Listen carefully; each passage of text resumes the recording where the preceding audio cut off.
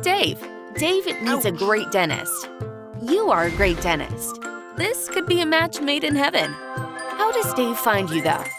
If you're smart, you've got a snazzy website and online appointment booking to make it easy for Dave. But these tools can start getting expensive. Plus, you've got to make sure Dave keeps his appointment, fills out new patient forms, pays his bill, and keeps coming back. And if you want Dave to share his awesome experience with his friends and family, that can cost even more. Legwork can help. Legwork is an all-in-one patient engagement platform that combines patient communications, marketing, and front office efficiency tools, all for one low price. With everything you need in one integrated package, you save time and money. Patients will engage with you on your custom website and easily book their appointment online. You'll keep them engaged for the long haul with automated appointment reminders, teledentistry, and unscheduled treatment booking. And with their own patient portal, they can see appointments, pay bills, update forms, and self-service. And it all syncs seamlessly with your practice management system, so you can make sure Dave and all your future customers are happy as you grow your practice. See Legwork in action. Contact us today for this limited time offer.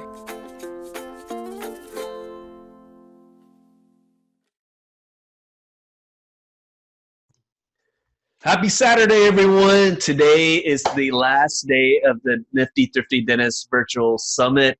Man, it flew by so quickly.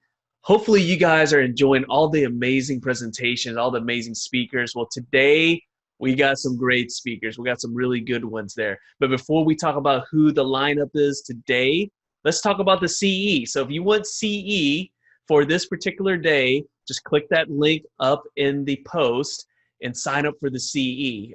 You can also sign up for the CE from yesterday and get credits there. If you do both days, which is a Nifty Thrifty deal, it's $99 for 14 hours of CE. It's such a great deal. Okay, so let's look at today's lineup. All right, so our first speaker is gonna kick off the day is a dynamic duo, Dennis Yu and John Cordray from Blitz Metrics. They're going to talk about the power of the 1-minute video and what it can do for your practice. Following them is super dentist, Dr. Katie Toe. She's going to talk about the digital workflow. And then we have Dr. Nate Jeal. He is a practicing dentist, but he is a master marketer as well. And we have Elaine Rodriguez, the dental laser RDH. She's going to be closing the AM session for us. And then you get an hour for lunch to catch your breath and to grab a bite to eat. And then in the afternoon, we got the heavy hitters. Okay, we got Dr. Christopher Phelps. He's all about persuasion, but he is also a great practice owner and a great marketer as well. Following him is Laura Nelson. Wait, who is Laura Nelson? No, it's Laura Hatch. She's actually Laura Nelson now, recently got married. She is going to talk about rocking your revenue with reactivation. And then we got the man behind Legwork, Corey Corfiatis. He's not only the CEO of Legwork, he is also a master of branding. And he's going to talk about overcoming the digital marketing power shift. And finally, the closer. I think you might recognize this guy. It's me, and I'm going to be talking about the pay grade system. So without further ado, I want to introduce you the very first speakers. Two guys I know really well. Dennis Yu, he's a mentor of mine, and John Cordray, we've done work together. He is amazing. Dennis Yu and John Cordray.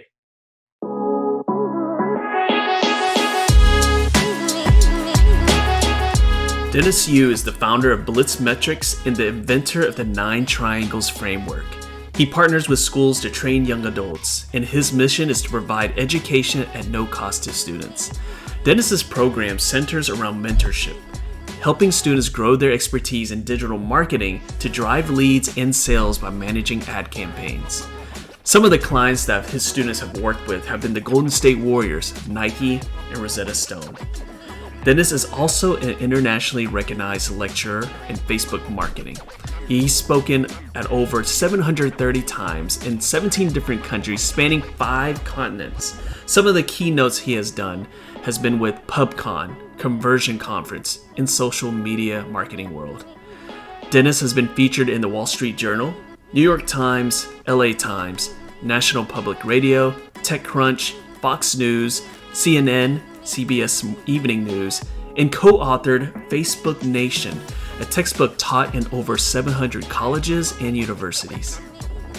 He's a regular contributor to Adweek's Social Times column and is published in Social Media Examiner, Social Media Club, Tweak Your Business, and Social Fresh. Dennis has held leadership positions at Yahoo and American Airlines, and he studied finance and economics at Southern Methodist University and the London School of Economics. Joining Dennis today is John Cordray. John is a certified digital marketer and digital business leader, helping Dennis scale their practice through powerful videos. These videos are run through his signature 6-phase social amplification engine. John is also a board-certified counselor and uses his training as a therapist to help people who struggle with dental anxiety. Dennis Yu and John Cordray will be presenting Harnessing the Power of the 1-Minute Video for Your Practice.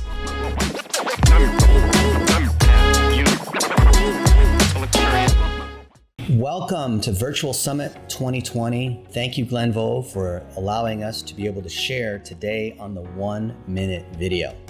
The 1-minute video is how you, as a dentist or dental professional, are going to be able to grow your practice, to be able to get more of the high-value patients, and you're going to be able to do it without needing professional videographers, without needing complex software. All you really need is your cell phone. And if you want to be fancy, you can do it too. And we're going to show you how, using these videos in a particular framework, you're going to be able to drive audience, consideration, and conversion. It works not just on Facebook or Instagram or LinkedIn or your website or YouTube or Snapchat or TikTok, but everywhere. I'm so excited to be able to teach this together with my business partner, John Cordray. And I'm John Cordray. I'm a certified digital marketing agency, and I specialize in the dental marketing vertical. And I'm super excited to be here as well. Thank you to Dr. Glenn Vo for inviting me to be a part of the virtual summit. Such an honor to be able to talk to you about why a 1-minute video is so important to grow your dental practice. And if you're interested, I made a Facebook group just for all of you who are watching. It's free, no strings attached. I want to be able to coach you on working through these 1-minute videos because I know that they are powerful and I know that they will help grow your practice. So write this down. It's the 1-minute video club on Facebook. Check it out, join it, and I want to help coach you through these videos. Welcome, I'm Dennis Yu, the founder of the 9 Triangles framework.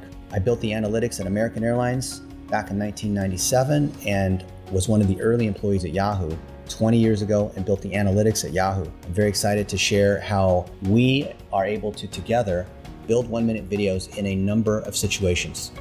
This is what we did just 3 weeks ago at a conference in Indianapolis at Summer Camp, which is a team of chiropractors getting together. And here we are making 1-minute videos together live from the stage, as well as outside in the venue and even with the doctors themselves. Doctors often struggle with marketing, and the most difficult part of marketing is being able to create video. Oftentimes, there's a professional videographer who has shot weddings, who has shot professional film, but they don't understand that from a marketing standpoint, what we're trying to do is create identification so that they understand who we are as a person, what we believe in, our thoughts about the community, our hobbies, why we started our practice in the first place, how we treat our staff, our favorite patient stories, how we're different than other people, our specialties, a tour of our office. There's so many different stories, and we're going to show you what some of those most common frameworks are so that you can apply this in your practice. And to make this happen, we've enlisted our friend Grant Cardone. Now, my buddy Grant, I said, hey Grant, how should we go about teaching 1-minute videos? And rather than me telling you, I thought that we'd allow Grant to be able to teach you.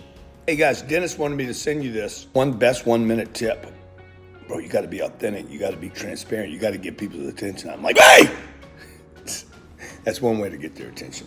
Now, if you're in a professional setting, it might be more like making a big claim, okay? I guarantee you something, you gotta punch, you gotta have a hook, you gotta get excited. So, and let me just say this, all that being said, quantity beats quality.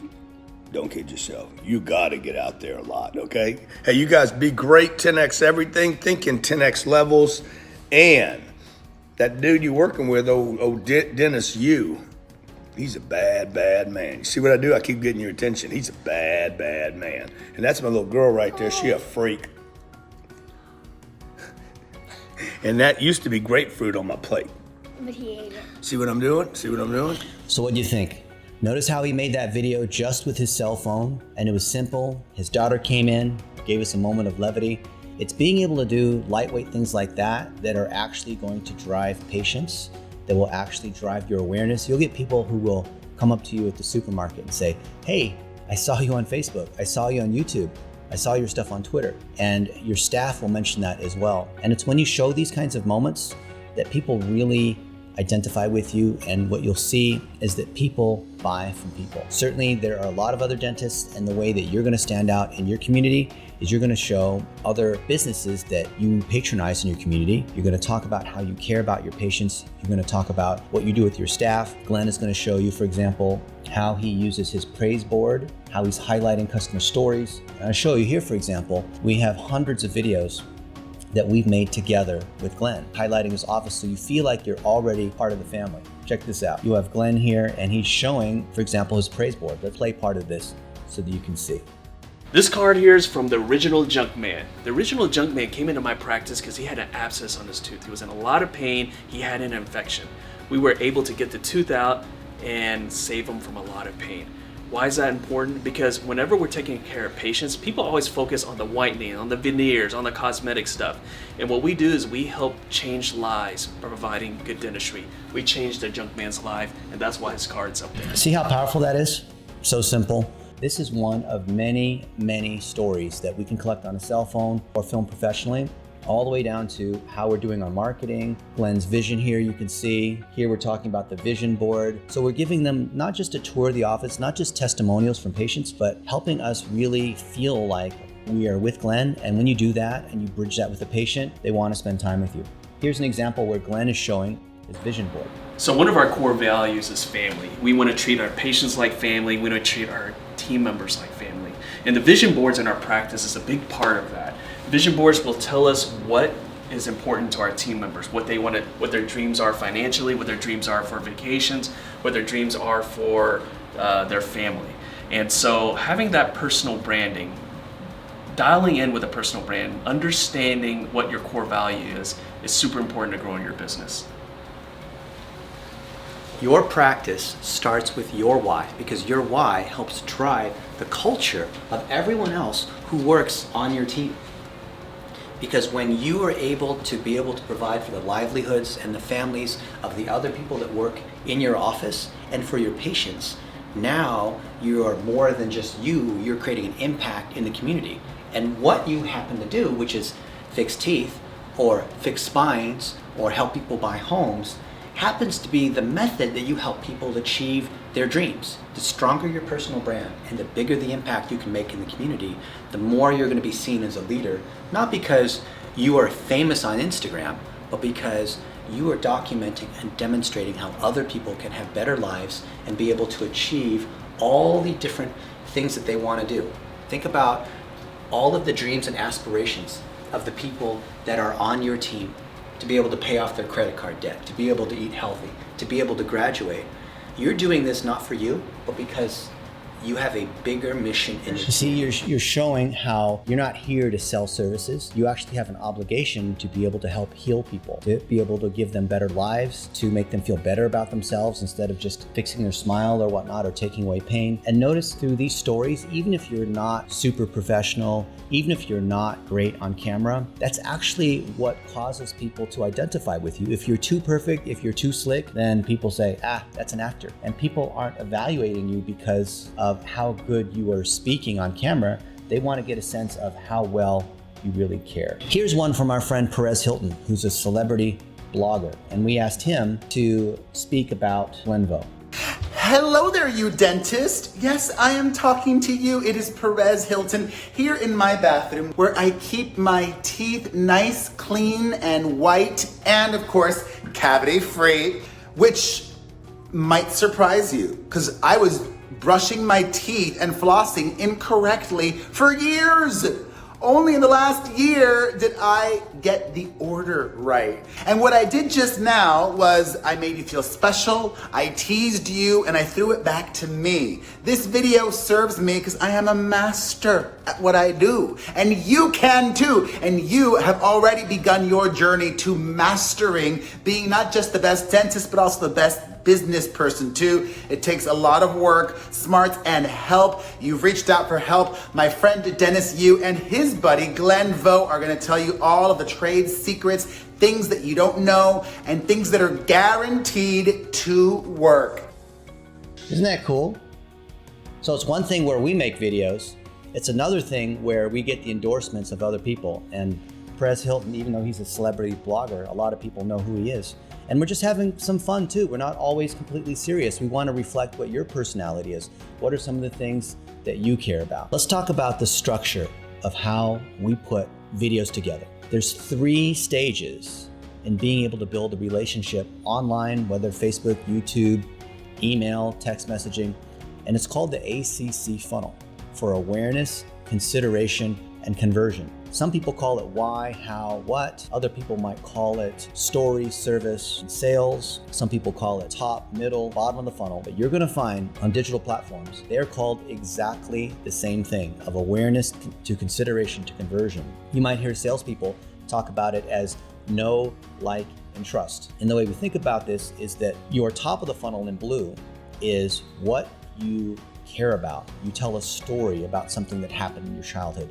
You isolate one story about how you were at Whole Foods in the parking lot and some woman cut you off. You tell a story about a single mom who's working at the front desk. You tell a story about the junk man who is a patient where you're able to solve amazing pain that he had. And you're not using it as a testimonial. You're telling one story about a moment in time and what it means to you. It could be about your favorite vacation place. It has nothing to do with your office necessarily, but about who you are as a person, and based on that story, what bigger mission or meaning that reflects, and is your why. So if you think about Simon Sinek, start with why, that's what we're talking about. You move from why to how, and how, which is the same thing as like, which is the same thing as consideration, is the middle of the funnel, where we are teaching knowledge. We are teaching how do you brush your teeth. We're teaching how do you have a healthier life. We're teaching how do you know what to do in a particular situation. And this is where a lot of dentists, they make a mistake in their 1-minute videos because they go on and on and on and on. Keep it to 1 minute. Talk about one thing, and you can make 10 or 15 of them in 30 minutes.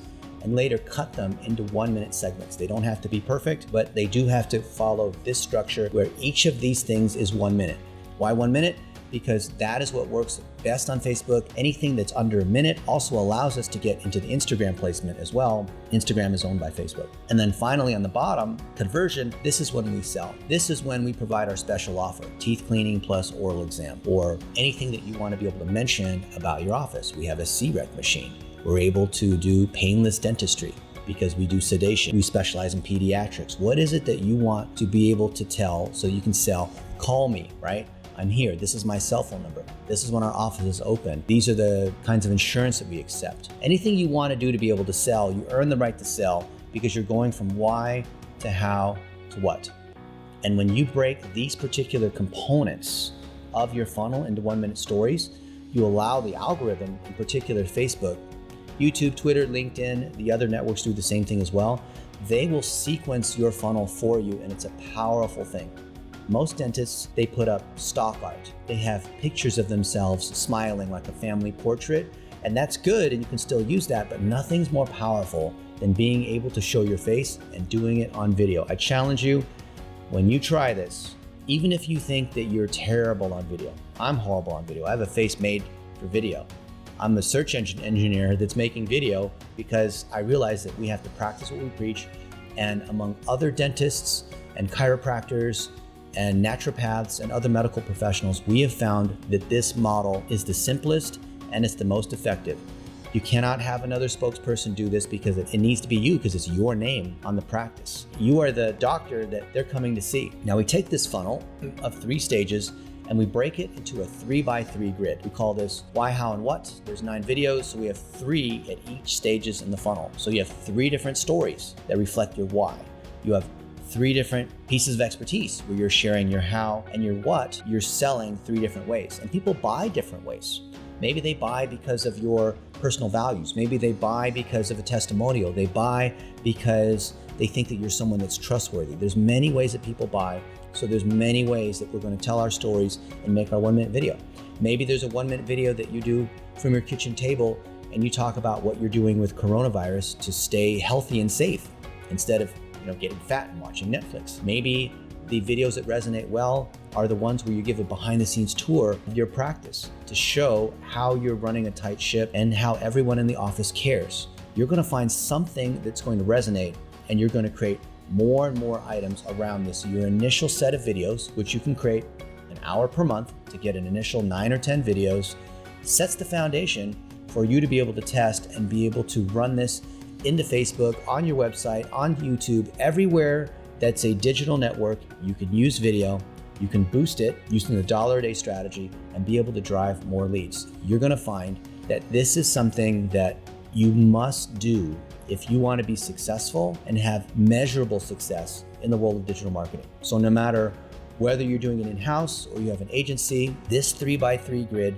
stands the test of time. It's not a Facebook or a Google or an Amazon kind of strategy. It is the core of being able to build relationships through these particular stages. Here's an example of my 3x3. And initially, I tried different stories and I found ones that started to resonate over time. For example, a childhood memory where I dropped out of high school but eventually got a full scholarship to Southern Methodist University for college. True story. My first job, I worked at American Airlines for Al Casey, who's the CEO, and he was my mentor.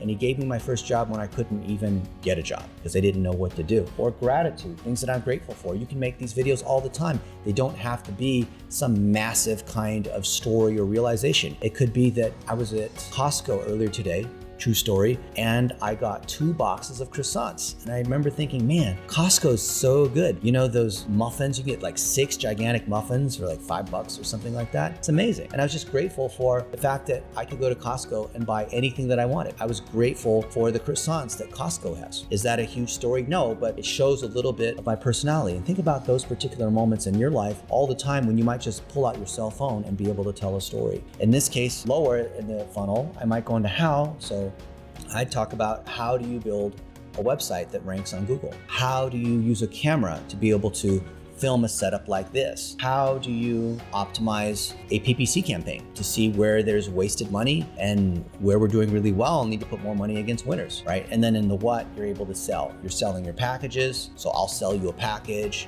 I'll sell you consulting. I'll sell you products and services. You've earned the right to sell because people go through this journey with you. And us as professionals, we are not selling because of our lifestyle. We're not selling because we are promising something that's really cheesy, right? As professionals, people expect that we are on top of our game, but we are not so professional that we are stuffy and we're non-human. So think about how you're going to be able to balance that. Now let's talk about how you evaluate whether your videos are working or not. A lot of people, they make videos, maybe they randomly make a bunch of videos and they don't understand what order, or maybe someone said, you need to just make videos all the time like Gary Vaynerchuk. And you could do that. But as you're making videos and you're structuring them into this 3x3 grid we talked about before, let's talk about how we evaluate when a video is successful. What are those benchmarks that you're looking for?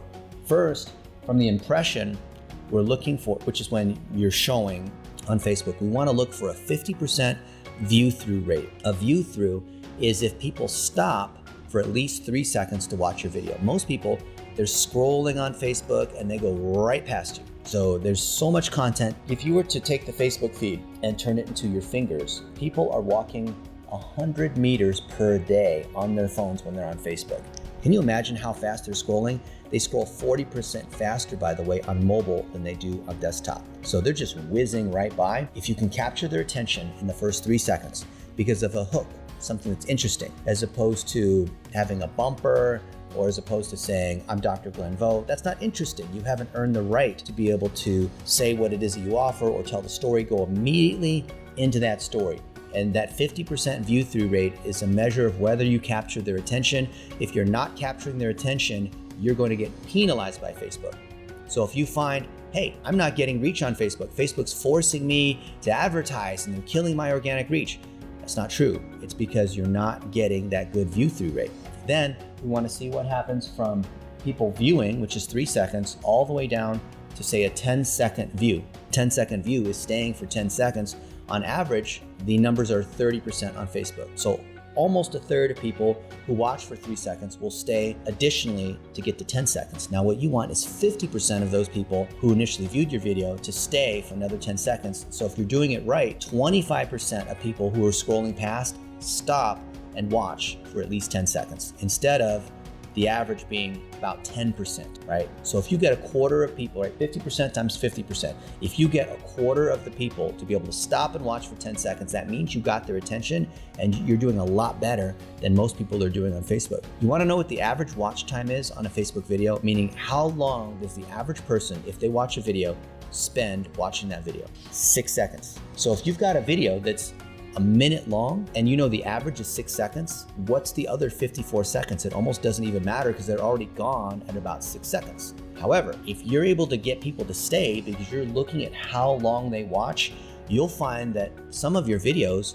will get 25 seconds or 30 seconds as the average watch time because you're able to get their attention initially and able to keep their attention because of what you said, because you got straight to the point, because you told a story, because you earned their trust, because you had someone edit the video, like a video editor, you made it friendly in a mobile environment, you made it vertical instead of landscape, you captioned it so that people with sound off can listen to it, you filmed it well with good sound so that people don't leave because it's hard to see who you are. These are all things that are key to video. Most dentists fail at video because they don't know what these rules are. If I tried to become a dentist, I would fail because I haven't had the training. Now you're getting the video training so you can be successful at video. We follow checklists and procedures in our practice. Why wouldn't we do that in our digital marketing as well? Then I want to be able to see that I'm getting 50% organic to paid, meaning that if I'm doing a good job on organic, I'm able to then put money against it. But if I have an ad or an organic post that isn't doing well organically and I try to boost it, or I try to run an ad against it, then it's trying to floor the car when the e-brake is on, right? You want something where the algorithm says, hey, this is doing pretty well. I'm getting likes, comments, and shares. That's something that'll probably do even better if I'm going to boost that post or turn it into an ad. And a lot of people will make content that's just for ads, and then they wonder, how come it didn't work? How come it didn't convert? How come my cost per lead isn't very good? How come my patient show-up rate is low? It's because you didn't create content that was interesting enough to be able to please the organic algorithm, which is the same algorithm as the paid algorithm. Isn't that kind of cool? So when I built the analytics at Yahoo, I knew that if I was able to do well in my message organically, and I built a web page that ranked, there was something that the search engine was looking for that I could then amplify onto the paid side. If I knew what they were looking for and I could tie it to the right keyword, and I could look at my Google Analytics, for example, then I could multiply the thing that's working. And the same is going to be true on social networks. Why? Because it's the same algorithm that governs all of them. The same algorithm that determines people who listen to this song also listen to that song. People who bought this product on Amazon, they also bought this other product. It's pretty accurate, right? People who watch this show on Netflix, they also like to watch this other show. It's the same thing on Facebook, Instagram, YouTube, Twitter. People who like Donald Trump and click like and engage on Donald Trump, what do you expect to see in the newsfeed? More Donald Trump, right? So think about that. You're sending signals into the search engine, and when you have stuff that's doing well, you want to turn that into ads. And you might even turn those into ads on Instagram and TikTok and Snapchat. Oh, but I don't have time to go across all these other social networks. It doesn't matter. Just find something that works. You can hire a virtual assistant for $3 an hour full-time, which is $500 a month full-time to be able to do this stuff for you as long as you're producing the 1-minute video. No matter how busy you are, as long as you can spend an hour a month and produce these 1-minute videos, you're gonna find you will win. Let's talk about what the components are of a powerful 1-minute video. Remember, people are scrolling through whatever social network they're on. You've got to stop them. And the first thing is you start with the hook. The hook is to get their attention in the first 3 seconds. And the easiest way to do that is to say, when I was, right? So when I first started my practice, I learned from my father, or when I got in a car accident this one time, this is one thing that I learned. Some kind of interesting hook to get their attention. Then you ignite pain or pleasure. You enthrall them. You get them interested in the story, right? You set the stage for what's going on. Then you're able to describe the solution. Then you're able to move to a call to action. This model, we break out into why, how, and what, and you can do this in every single one. The biggest mistakes we see are dentists will open with a bumper where it has their practice name coming across, and usually it's a videographer who thinks they're being clever, where they're starting with the initial credits because that's what they learned in film school. Do not do that if your goal is driving sales. Go immediately to the key point, then you can run the bumper after 3 seconds, instead of slowly building to this climax at the end. If most people are gone after 6 seconds, they're not going to see your big climax or your big point. This is what film producers try to do, and it is antithetical to what we know works on social media, especially on Facebook. So John is going to now share with you how why videos work. He's going to go into the guts of how to do a proper 1-minute video. Now I'm going to talk about the why video. Why? Why is such an important video for you? Because people are going to know, like, and trust you. This is an opportunity for you to share about your life, something that happened to you, something that you experienced, in a way that's more than just about being a dentist. And by the way, people want to know who you are as a person because they're going to come to your office feeling a lot more relaxed, a lot more comfortable. My why, I'm actually a board-certified counselor. And I spent 10 years in a private practice in St. Louis, Missouri, helping people overcome anxiety. And a huge percentage of those who came to my office had dental anxiety. They had a lot of fear when it comes to going to the dentist. Let's face it, not too many people like going to the dentist, do they? That's why the why video is so important. Imagine that you're able to talk about your story, to talk about a moment in time or a defining moment in your life, and it builds a lot of trust with people who are watching this. And they come to your office and they already feel like they know you. That's what we want. And so I want to help you to work on your why videos. I want to coach you to work on your why videos because it's so important for you to master the 1-minute why video. In fact, so important that I want to help you in the Facebook group. I developed a brand new Facebook group just for you. And I want you to be able to get the coaching. So when you have questions, or maybe you want to shoot your video and then upload it in the Facebook group, and then you can ask me, hey, what do you think about this? What are some tips that I can do here? I want you to write this down.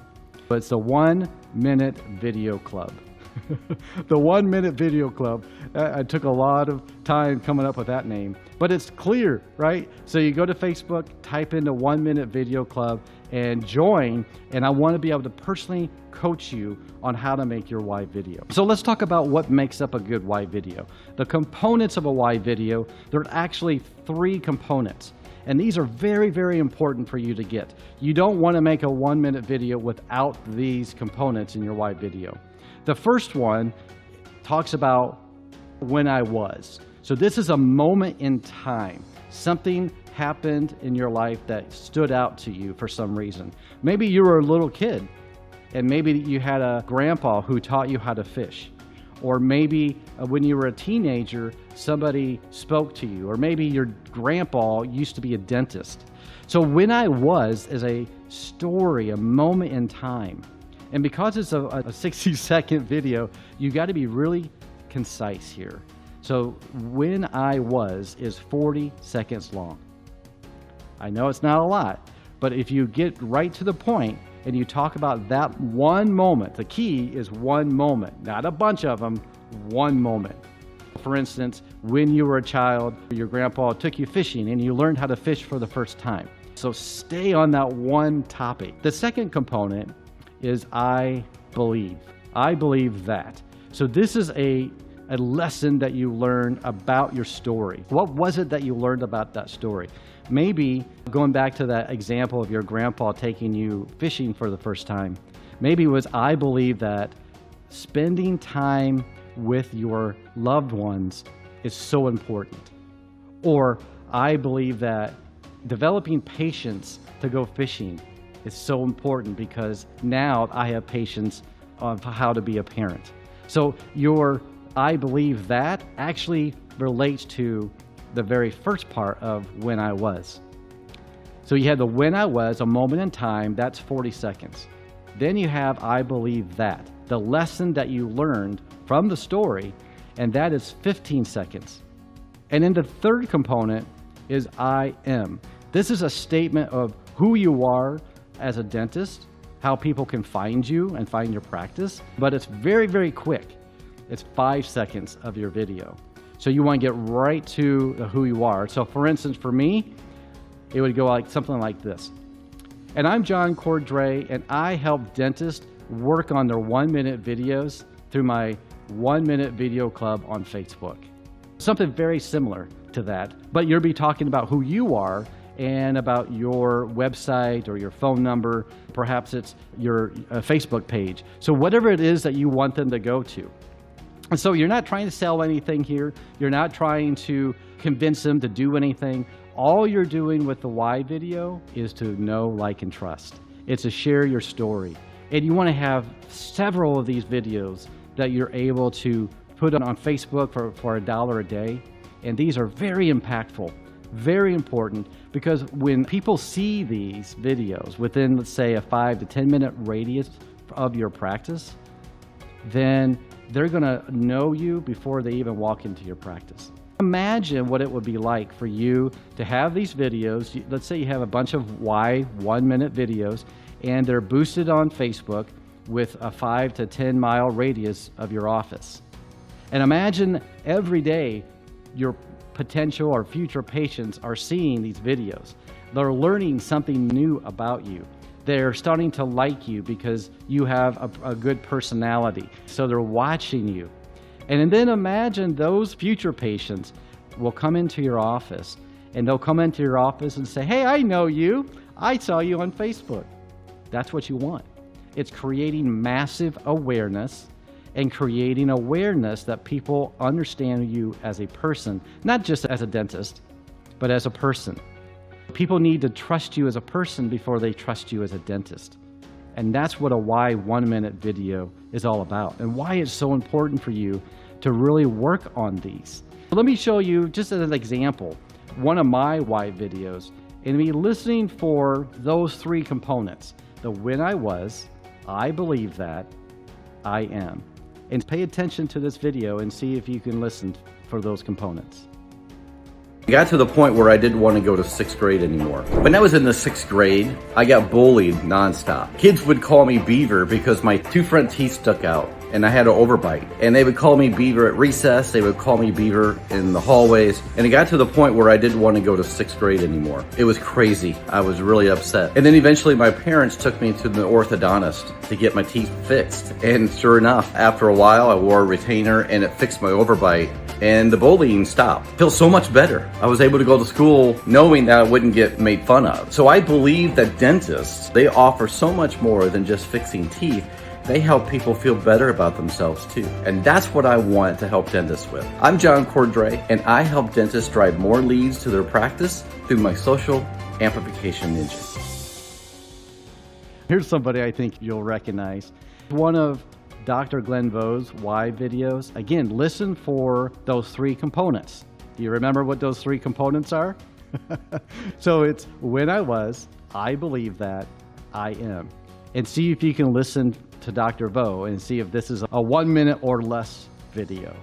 When I was a kid, my grandfather used to give me a Werther's original candy. It was wrapped in a shiny golden wrapper and it had an amazing caramel taste. I love those things. Well, one day I walked up to my grandfather and I stuck out my hand, wanted a piece of candy. He looked at me and said, Glenn, you didn't even say hello to me. He was disappointed. And I learned a valuable lesson that day. And that is, if you want to work with someone, you have to build proper rapport. I believe that if you want to work with someone, you have to start by asking what they need before asking them what you need. My name is Dr. Glenn Vo, and I help entrepreneurs develop win-win relationships with their clients. Okay, let me do a real quick review and a reminder that if you want to get some coaching for free, I'm not charging for it, I want to help you. My goal, my why, my mission is to help you as a dentist grow your practice.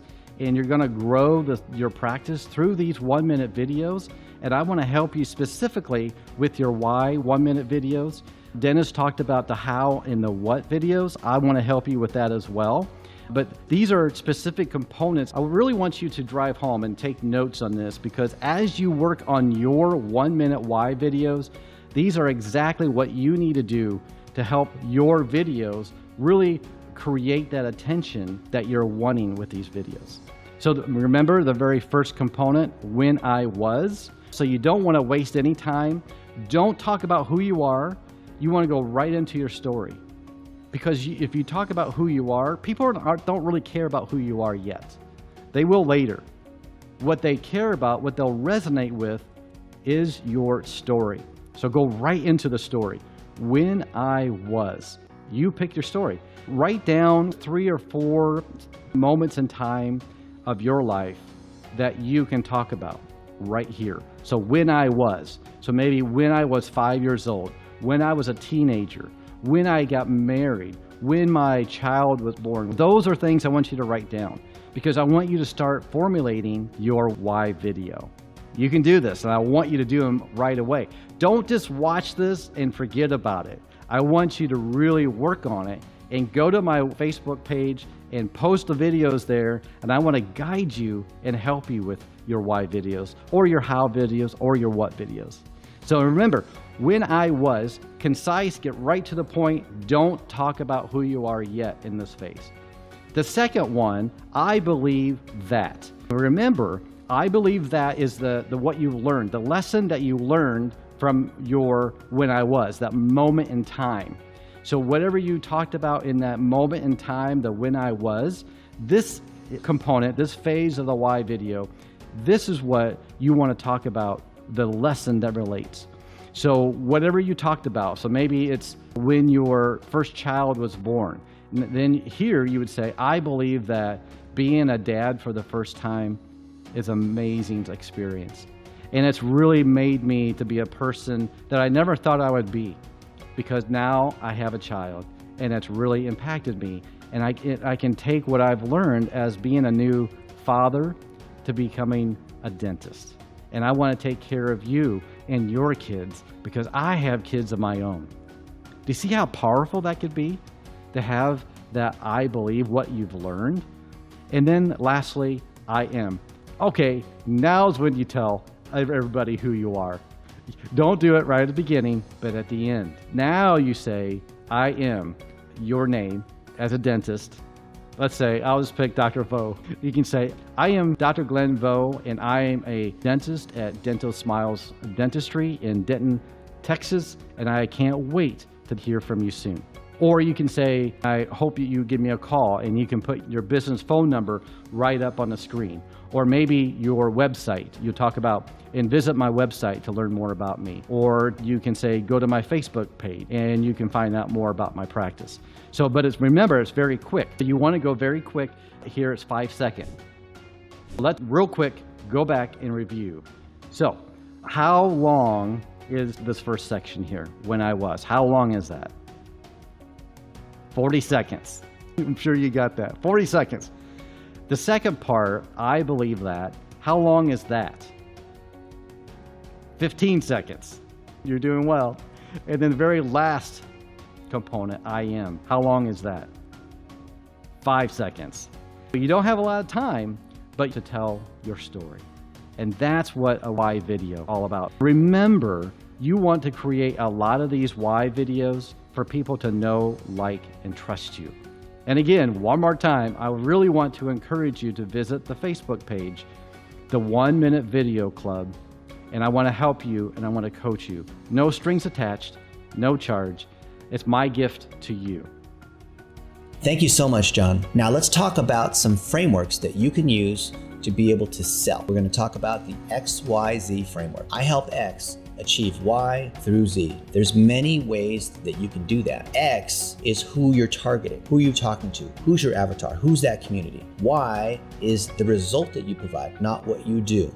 And Z is your method. It could be your content, it could be your procedures, it could be things about your practice. So think about how you might say this. I help young adults or children have happier and healthier lives via my dental marketing practice. There's so many different ways that you could do an X, Y, and Z. You can think of it as an elevator pitch. There's many ways to do it. Don't think that you can only have one combination of an X, Y, and Z. You can make them up anytime. For example, you can take any of your customers and be able to say, I help families lead healthier lives through giving them nutritional advice and helping them take care of their teeth. I help people prevent gum disease by teaching them how to floss and there's so many ways you can do X, Y, and Z. Now I want you to think about how this is something that will apply not only to your practice, but if you're going to be like Dr. Glenn Vo and you're interviewing other people, other practitioners, other people in your community, other people, authors of books, you're the pastor of your church, think about how you can collect the X, Y, and Z of what they have. For example, here's Dr. Hillary, who's a chiropractor, and she says, I help working moms feel better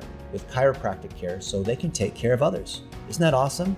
That's a meaningful statement, and it also helps people identify with her as a chiropractor. Here's Tristan Parmley, who runs an agency serving chiropractors, and he says, I help chiropractors lead their community to better health through the power of content advertising. The guy's a king of 1-minute videos. You should definitely follow what he's doing. And here's another one, John Cordray, my business partner. He, Glenn, and I work together to be able to help dentists by teaching them and by implementing. And he says, I help dentists drive more leads for their practice through the 6-phase social amplification engine. Right? Now it's clear. What does he do? He has a process called the 6-phase social amplification engine. Who does he serve? Dentists. What's the result? Driving more measurable leads, more patients in the door for consultations for high ticket items, right? Think about how you can phrase your X, Y, and Z. It might be a little bit awkward at first to be able to speak it, but as you start to do this more often, it will come comfortably. You'll be able to have different variations on it, and you'll be able to get it shorter, sweeter, more compact. When most people start, they'll say, I help folks in Euless, Texas feel happier and healthy because of my dental practice. And then they'll add all this other stuff and go on and on and on and on. Now you can do that and turn it into a 1-minute video, but start by being able to give the X, Y, and Z, because if you don't say this clearly, you will lose them further on. Now, when you have 1-minute videos that have your X, Y, and Z, put them in your email, put them on your landing pages, put them on your Facebook page, put them in your direct mail marketing materials, put them in your patient welcome kits, put them anywhere you can, because video and what you say on video can be translated and broadcast to any single channel that you have. And this is the beauty of video. We know that video is more powerful than pictures. Pictures more powerful than words. And the way you're going to be able to beat the other dentists in your city is by making these videos. They don't have to be perfect. We just have to get the initial videos out. And when we do, we can always later go back and remake them. So the key is, let's just get some video out, and your initial videos will probably not be so great. So my friend Marshall Silver, you may have seen him do the TV infomercials back in the 90s with Tony Robbins. He said, there's suck and there's suck 2.0. Or some people call it failing and failing faster or failing forward. We have to just overcome all the fears of making video, because you don't like your hair, because you're not good on camera, because you're really busy, because you don't have fancy equipment, because now is not the right time, because you still have to fix your website, because of all the different reasons. And if you can just press the dang red button, then all the other pieces of your digital marketing are going to work better. That is my promise to you. And we've worked with dozens of dentists, hundreds of chiropractors, lots of other doctors, and we see kind of the same thing with doctors. Like doctors, they're kind of like God in a way, and on video it's usually tougher. Or maybe they don't want to do the selfie thing because it's hard when you have the phone like this and you're pointing at your face. We're going to teach you a number of techniques, John, me, and Dr. Glenn, on how do you make 1-minute videos in a way that is easy. You don't even have to look in the camera. You could have someone interview you and you're talking to them, meanwhile the camera is on you, right? You could interview somebody or they interview you and you have chairs that are facing each other, so that way it's just a conversation. Whatever makes you comfortable, being able to do video is going to be the key to you growing your practice. And because it's your name, it's your face, there's no avoiding you having to be on video. Dr. Glenn, John, and I have put together a special offer for our virtual summit attendees, and it's what we call the Fast Track Package. I want to tell you more about what the components are and why you need to get this. And by the way, if any of these components are such that you want to do this yourself because you already have a digital marketing agency, because you already have an in-house team, or maybe you have a young son or daughter that is aspiring to do digital marketing because maybe they're not going back to school or they want to be an entrepreneur, then ask us for the training and we will give you the training. We want to see you implement this, because whether you implement it with your team of virtual assistants and people in your community that are helping you film, that you're hiring to do your digital marketing, or whether you use our team, you're creating jobs. And the reason we're doing this is because we want to create jobs in our community. We have hundreds of folks that we employ in the Philippines, and these guys and girls are able to take care of their families. There are hundreds of young adults in our program that have come through, that have gotten a certification so that they can help dentists and naturopaths and massage therapists and chiropractors to be able to drive more patients measurably in, to drive online bookings, to have more walk-ins, to have people fill out forms because they want a consultation, because they are new in the area and they need to find a dentist, because their son broke their teeth while playing baseball, or has a pain and needs to see an emergency dentist right now. There's all these different reasons, and we want to be able to equip you to be successful so that you can be at the top in digital, so that you show up in the local 3-pack, so that you are the dominant dentist in your area and you have a happy, healthy practice, and we're able to amplify the things that you're already doing and amplify your story. So let's talk about what is necessary to run a successful digital marketing set of campaigns for a dentist. So the first piece is we need to have our digital MRI. So we think of this as, how do we do a scan of your practice? And how do you rank on social media, on search engines? Your reviews, how's your website doing? Do you have retargeting in place? And how well are you doing on local listings? Can you be found in the different directories? Is your information correct? From there, we're able to make a diagnosis and say, Dr. Vo, based on these 6 categories, here's what we find that's working and not working. And therefore, here's what we need to do. Here's a treatment plan, our recommendation on what we need to do to be able to fix it. Now, we don't have the same recommendation for everybody because every dentist is in a different situation. So let's talk about what the different components are that we might execute based on what we see in this digital MRI report. And it falls into 3 categories. Digital plumbing, which is all the tracking and remarketing and pixels and lookalike audiences and UTM parameters and Google Analytics. 2 is the 3x3 video grid. It's shooting the videos, editing the videos, posting the videos, reframing the videos so that it fits in different aspect ratios, because you have to resize them differently depending on what the social networks want, right? And the last part is the $1 a day approach. That's taking those videos and pushing them out and paying to be able to get traffic on Facebook, Instagram, Twitter, Snapchat, the other major social networks. YouTube's a social network, even though it's part of Google, so that you can get exposure. It's one thing to have a website or to have video. It's another thing for people to actually see it. Now let's break down these components in a little bit more detail. So the idea of a jump start, Dr. Glenn and John and I, we put our heads together. We were thinking, what is the most ideal package that is practical and that is accessible for a dentist, so we can get past all of the stuff where you have these dental marketers or digital marketing agencies hitting you up saying, hey, I'd love to get on the phone, and would you like to drive an extra 3 new patients every month? What if I could drive, you understand what the scripts are. What is it that you really need to do so that you can do it yourself, so you can bring it in-house, or you can do it in a measurable way following a checklist? This is what we're talking about. So this is the digital MRI report, and here are the 6 categories that we will evaluate for you. If you get this digital report, which has a value of $1,000, we'll do it for $297. We will score this report. It is a 20-page report, not that the number of pages is the most important thing. And then we will get on the phone with you and walk you through the different components. That includes me. I'm happy to sit on the phone if you request me, or John, who is specializing in dentists, and we'll walk you through not only what these different components are and how you score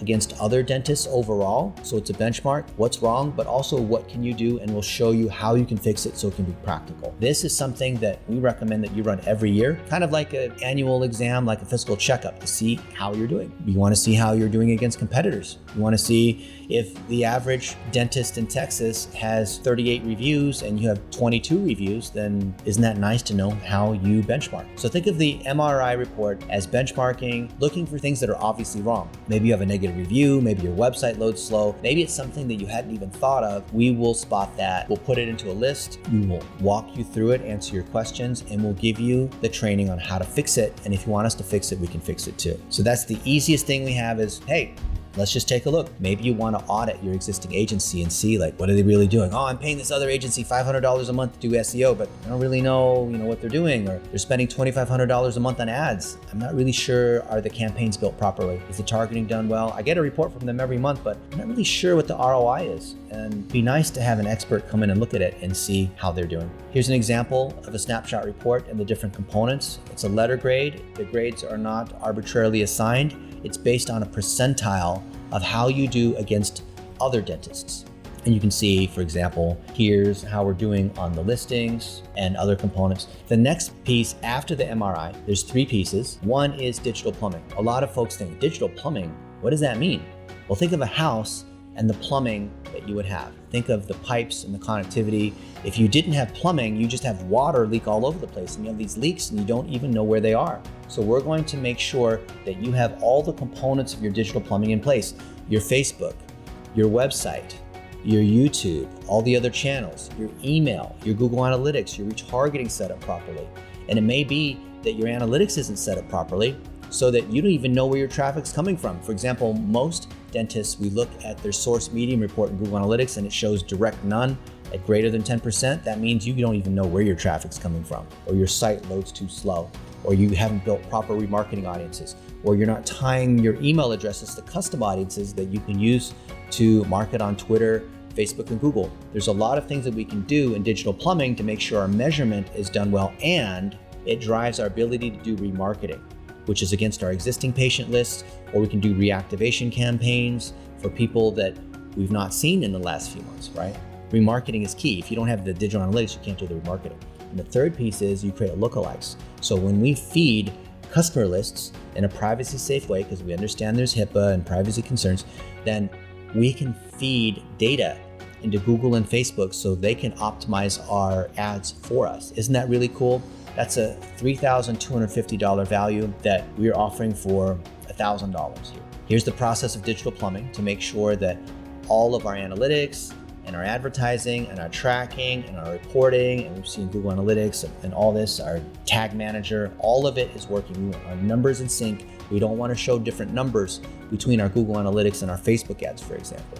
The next component, 2 of 3, is the 3x3 video grid editing. We talked about the power of 1-minute videos and how we can assemble them into this grid of why, how, and what, which is awareness, consideration, and conversion. We will work with you to help film those videos. If we're in a town with you, then one of us will even come to your office and film them with you, or teach your staff how to do that. And if we're not in town with you, then we can do a Zoom call and we can practice together, and we can train your people on how to do that so that they can make a new batch of videos every month. We need an hour every month. Can you give us an hour every month so that based on a list of topics that we know work, we can find videos that will do better and better and better. And over time, we'll build up a library of videos that are working, and then they're able to run evergreen. We call that an infinite asset. When you have a video that's working, we'll continue to allow the ads to run over and over against it. So that way you're not a newspaper publisher where you have to come up with a new item every single time. That is a value of $5,750. You can shop around and see what would it cost you to hire a video editor that doesn't just shoot videos, but shoots videos in a way that drives sales, because we're designed to drive sales, to drive the leads that get the patient in.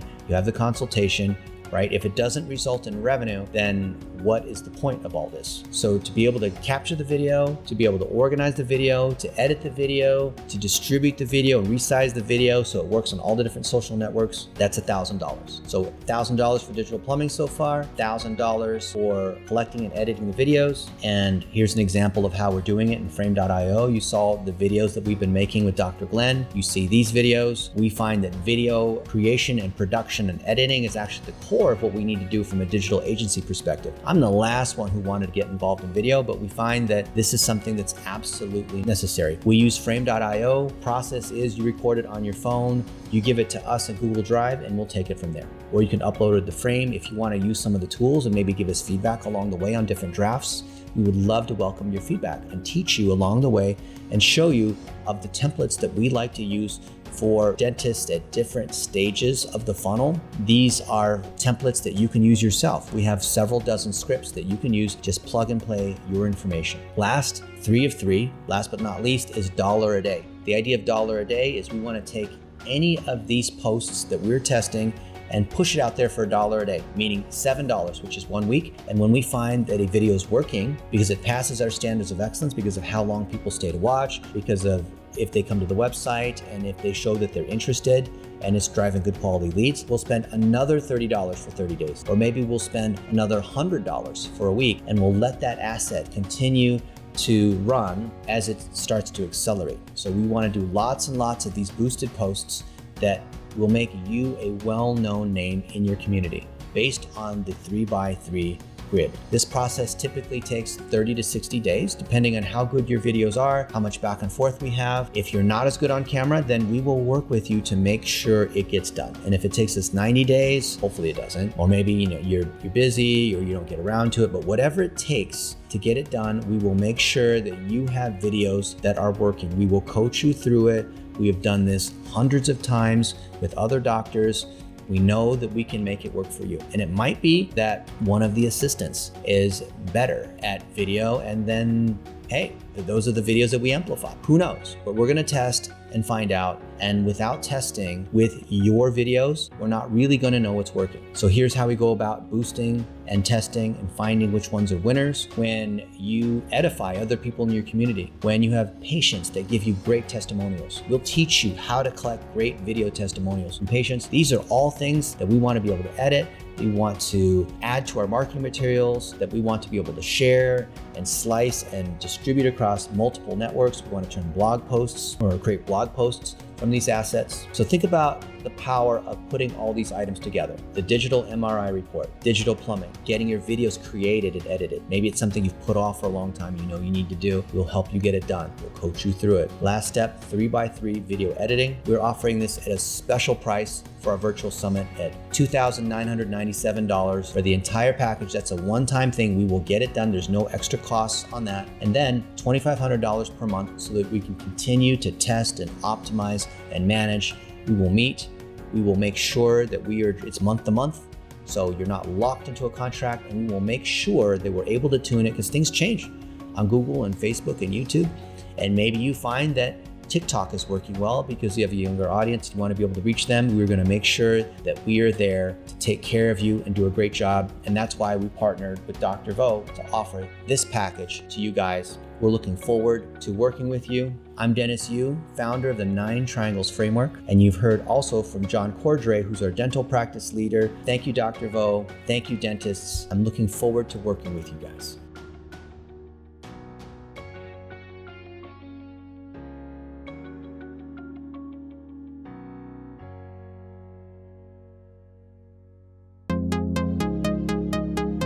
Kettenbach Dental, simply intelligent.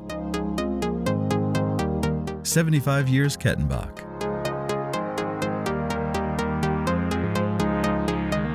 Kettenbach is internationally known for its extensive patents and product innovations. Elastomers, silicones, resins, temporary, core buildup, and cements. Highly acclaimed by leading third-party evaluators for clinical performance. Highly acclaimed by users by encouraging peers to incorporate Kettenbach products into practice. Fastest growing usage due to clinical performance at a low direct-to-practice cost. No middleman costs. Panasil, VPS impression material.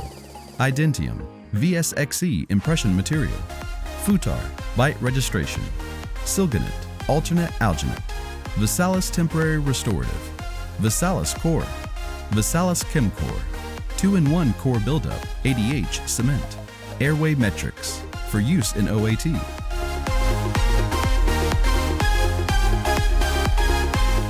"76 years of providing excellent dental materials.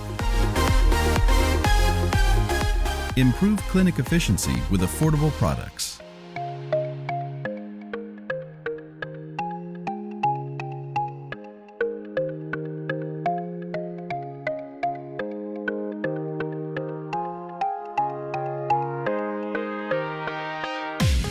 Kettenbach Dental impression materials and restoratives. Visalis ChemCore. Visalis Core. Visalis Temp, Mucoprin Soft, Identium, Panasil, Futar, Silganet. Nifty Thrifty Virtual, Meeting Promotion. If you have an interest in Panasil, Silganet, Visalis, or any Kettenbach products, all Nifty Thrifty virtual attendees receive an additional 25% off promotional pricing, plus one complimentary package of Simpa hand disinfectant. Kettenbach, 877-532-2123. Cust service at kettenbachusa.com. Available only direct from Kettenbach Dental. Call 877-532-2123. Order online www.kettenbachusa.com. Our next speaker is Dr. Katie Toe.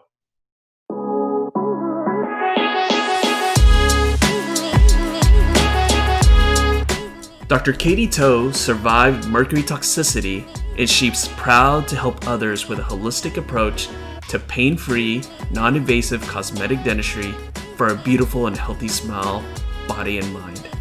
Her health model goes beyond fixing the symptoms. She's the first certified biological dentist and only DSD master dentist in Katy, Texas.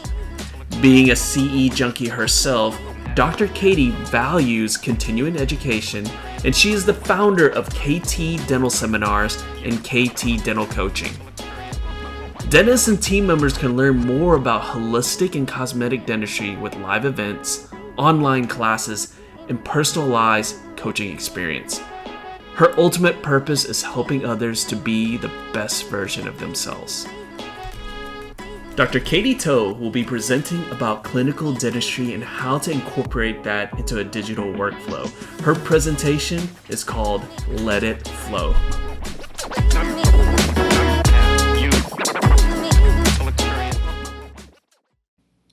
Hi, I'm Dr. Katie Toe, and welcome to Let It Flow.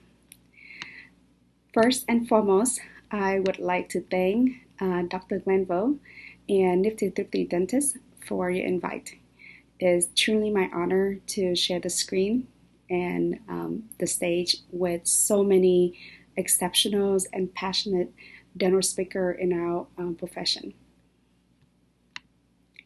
I hope all of you have a great virtual summit and got to learn a lot this weekend. So this is me in my dental studio in the practice.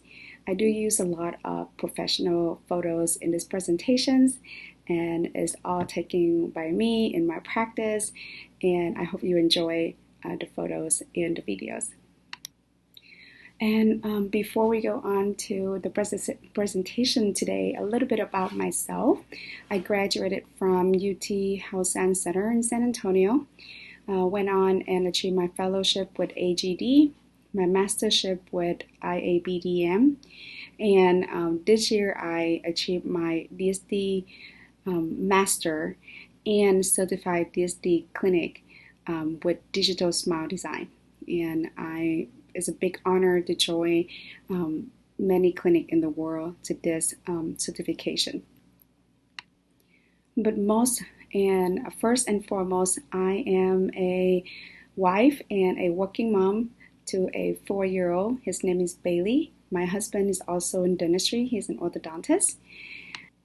I'm very blessed to have the support of a spouse also in the industry to understand the ups and downs, the pros and cons of not just the clinical but also the business side of dentistry also. I practice 3 days a week in my practice in Katy, Texas, and our practice focus is on biological dentistry and cosmetic dentistry. And this is my team. I could not practice without them. They are my right hand, my left hands, and they are helping to making my visions and my philosophy in the practice come true.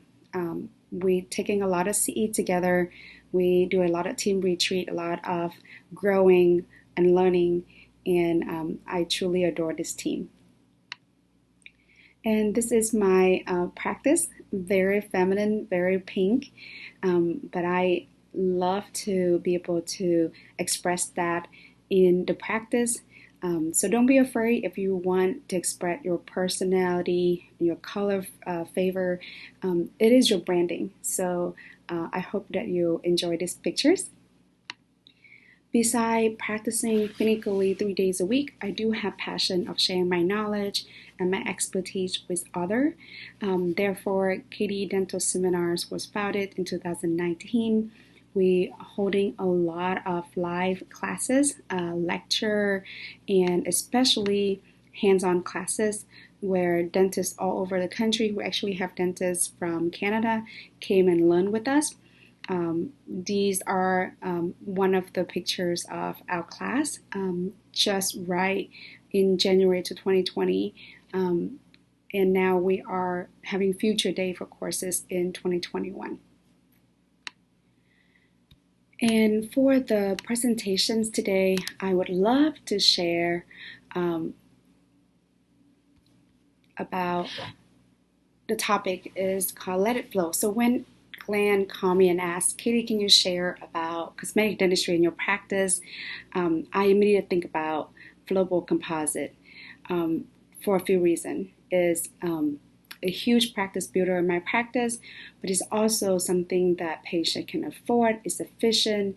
And for today's presentation, we will talk about why flowable composite. We're also going to talk about the digital smile design flow in my practice.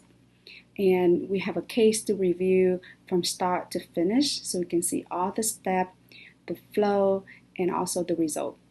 And I know after seeing that case review, you would ask where to start with the flow. So let's get started. So questions is why flowable composite? My answer would be, why not? So many of us, I would say every one of us, have flowable composite in our practice. We using flowable composite for anterior posterior composite restoration. We use it for tooth splinting. We use it for injury or repair of fractured ceramic restoration, either on a PFM or on ceramic. Bonding orthodontic bracket. We seal endodontic access opening with flowable. Same for implant crown access. We can develop Pontic side with flowable composite. I know that many dentists, amazing cosmetic dentists, bonding the indirect restoration with composite. And of course, we are going to focus on the restoring full mouth function and aesthetic with flowable composite and the flow of that. So even general dentists, specialists, we all pretty much using flowable composite every day in our practice. For example, this is one of my favorite case to share. Patients came in, was told that he need to do multiple extractions and implant to really create the function aesthetic that he wanted. His wife did not like the idea of him losing more teeth. And in this picture, you can see he could not function very well with chewing and eating on the top.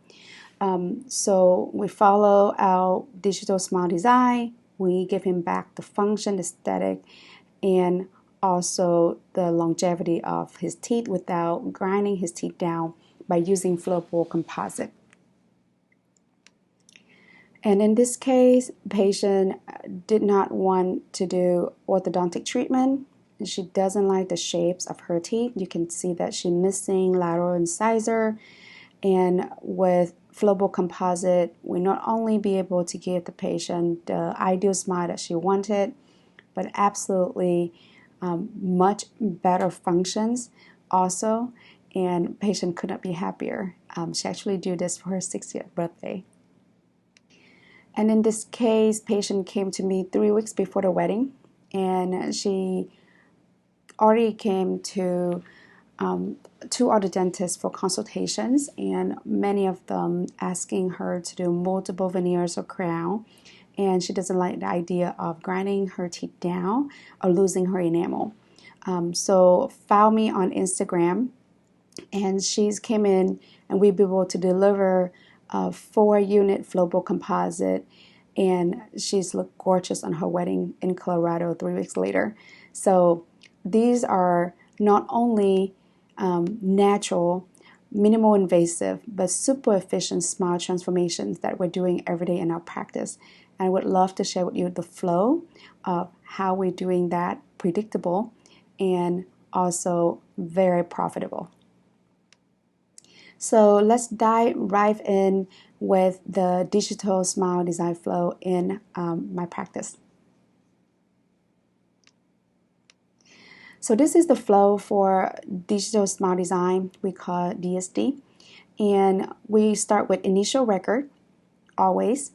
And we doing test drive the smile for the patient, which is patient be able to see what they look like before they even commit it or we even touch their teeth.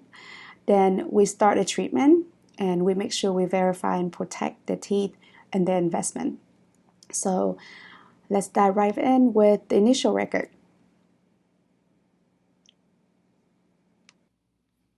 Here's have a video of the process to share with you.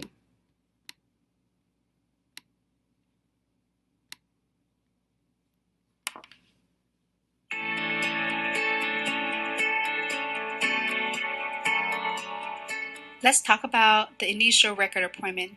Patient would arrive in the office and will immediately greeted by our concierge. We having everything paperless, so patient fill out paperwork on the iPad.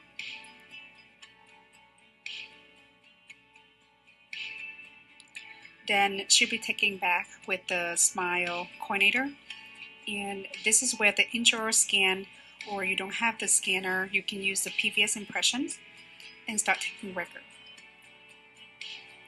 The beautiful thing about the intraoral scanner is showing on the screen. Then you can use the same scan for digital wax up or traditional wax up, or for your Invisalign case if they need ortho later, and you'll be able to go over with the patients what it looked like. The next part of the record will be photos and videos.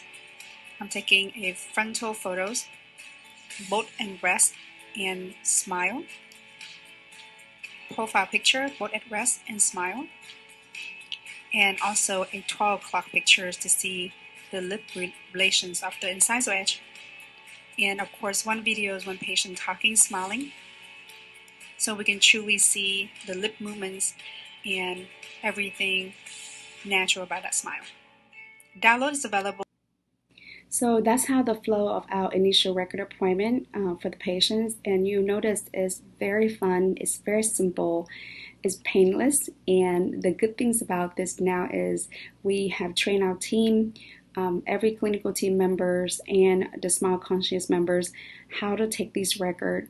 So I don't have to do it myself anymore. My team actually doing it. My team actually talk to patients about the initial record, and then they taking the record for the patients and submit it for the design.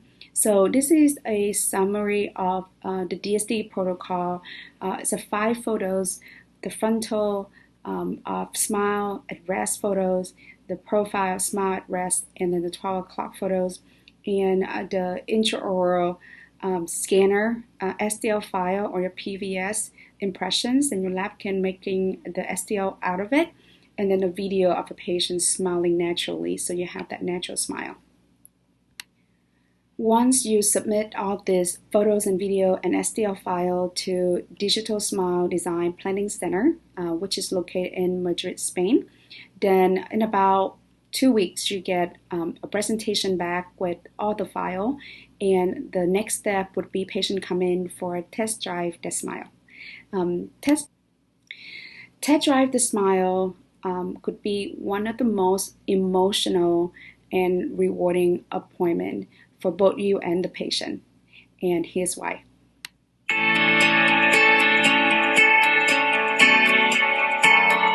Two weeks after the initial record visit and the smile design is complete, patient returned to the practice for the most exciting appointment of all, the test drive appointment.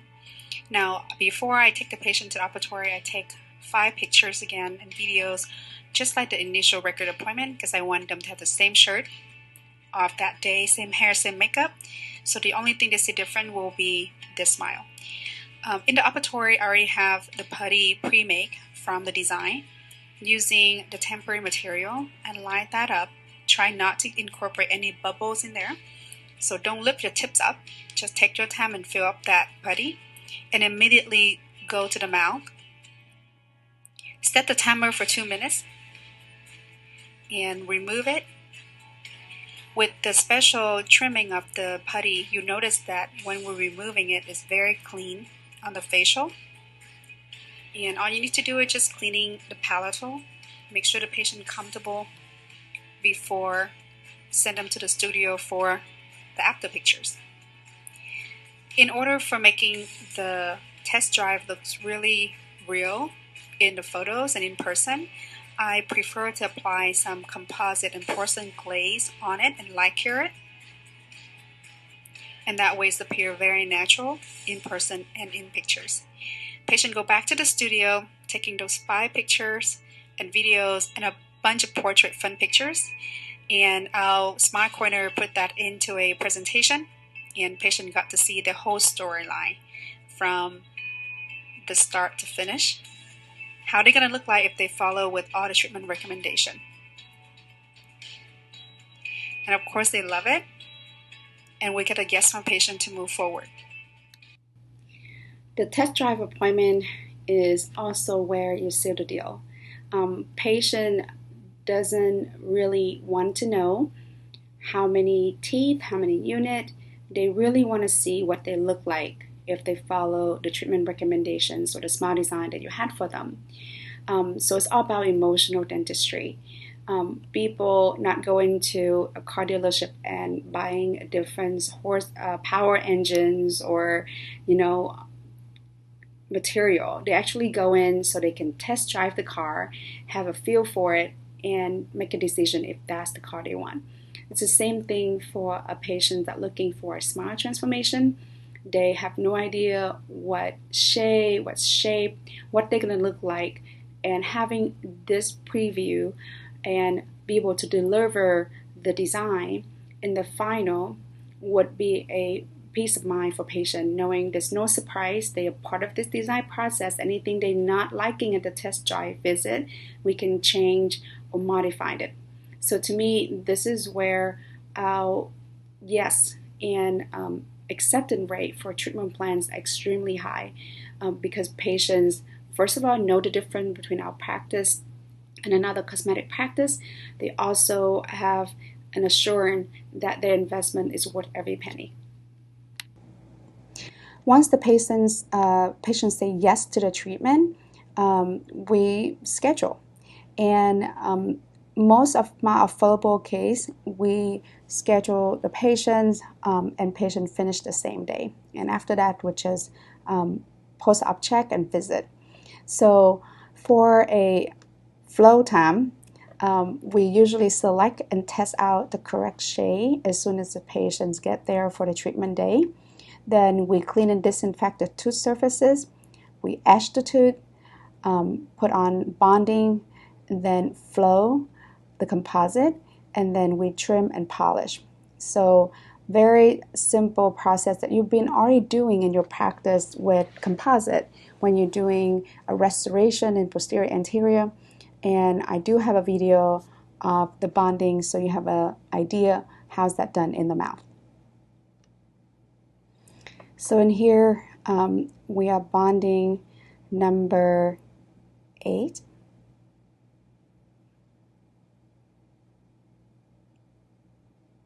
And 9. It's a fast forward video so you can see it, but it's definitely very simple and similar to what you've been doing with your bonding or composite in your day-to-day practice.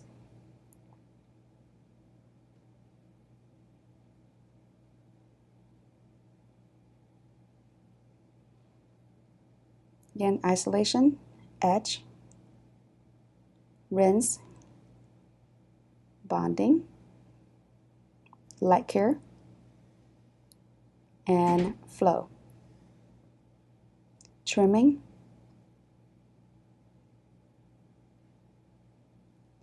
and that's deox to take out the oxygen's layer.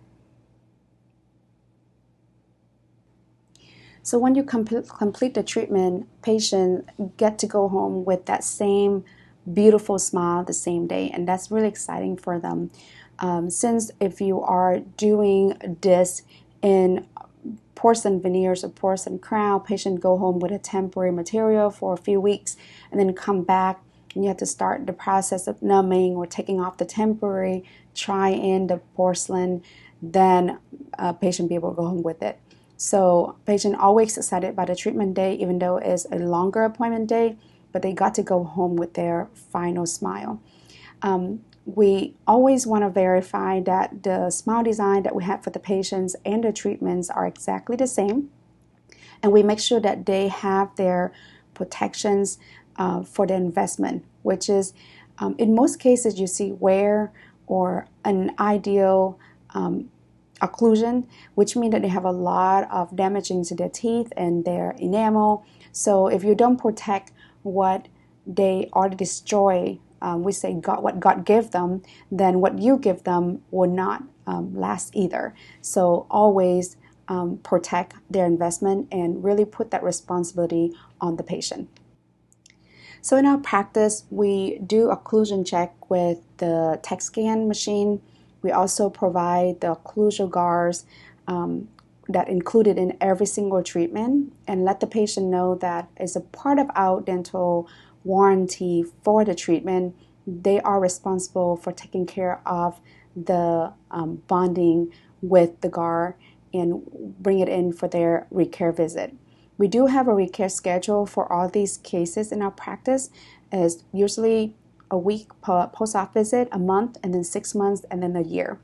And even though we have a lot of patients that came to see our practice from out of state, we make sure that they do have recare dental care visit minimums twice a year to make sure that they maintenance and take care of their investment.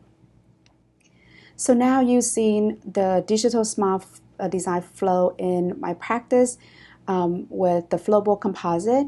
I would like to share with you a case from start to finish so you can see the flow again in this particular case. So meet Lizzie. This is Lizzie came to our practice right after her braces came off, and she's still not happy with the colors of her teeth, the shape of her smile, and the gap is still present since the orthodontist be able to put her in a much better bite and position, but not be able to close the gap because she has much smaller teeth than she should. So her chief complaint, I want to be able to have a smile and I don't want the gap anymore. And so we start with, of course, taking initial record here for Lizzie.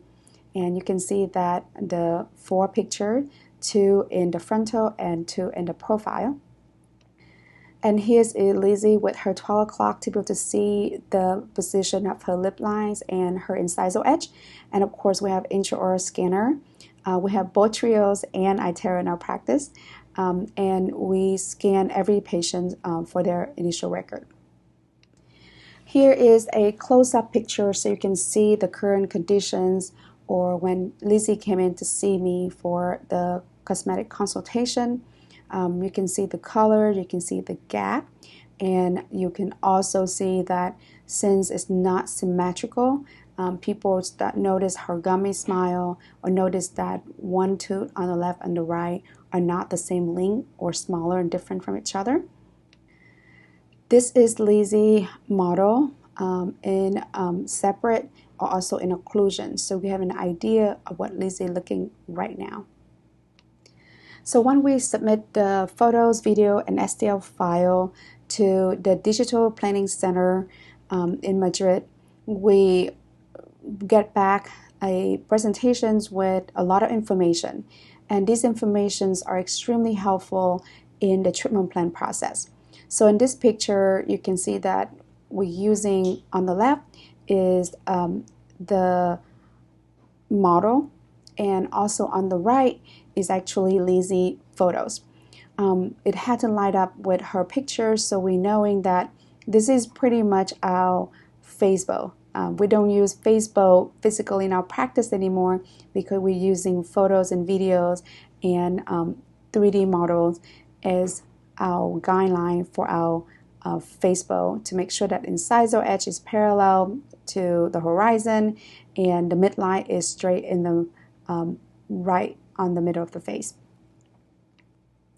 Once we got all the lines and the measurement right, then the digital planning center is going to generate the shapes and the form of the teeth and also put that into a facial picture to make sure that that's the right shape for the face. And of course, they're using the 12 o'clock picture to verify that from the frontal view, the profile view, and the 12 o'clock view, the length of the incisor edge and everything that generate in the design is fitted into Lizzie face. And that's not too long, too short, or not too buckle or lingual in any case.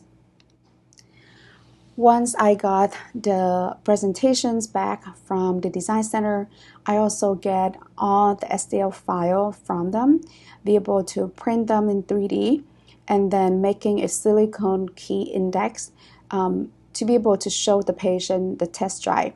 So you can see that the model on the top is the current conditions for Lizzie, and then this is the design, this is the generating of the shapes and the size, and then this is a 3D model that we print out so Lizzie can test drive her smile.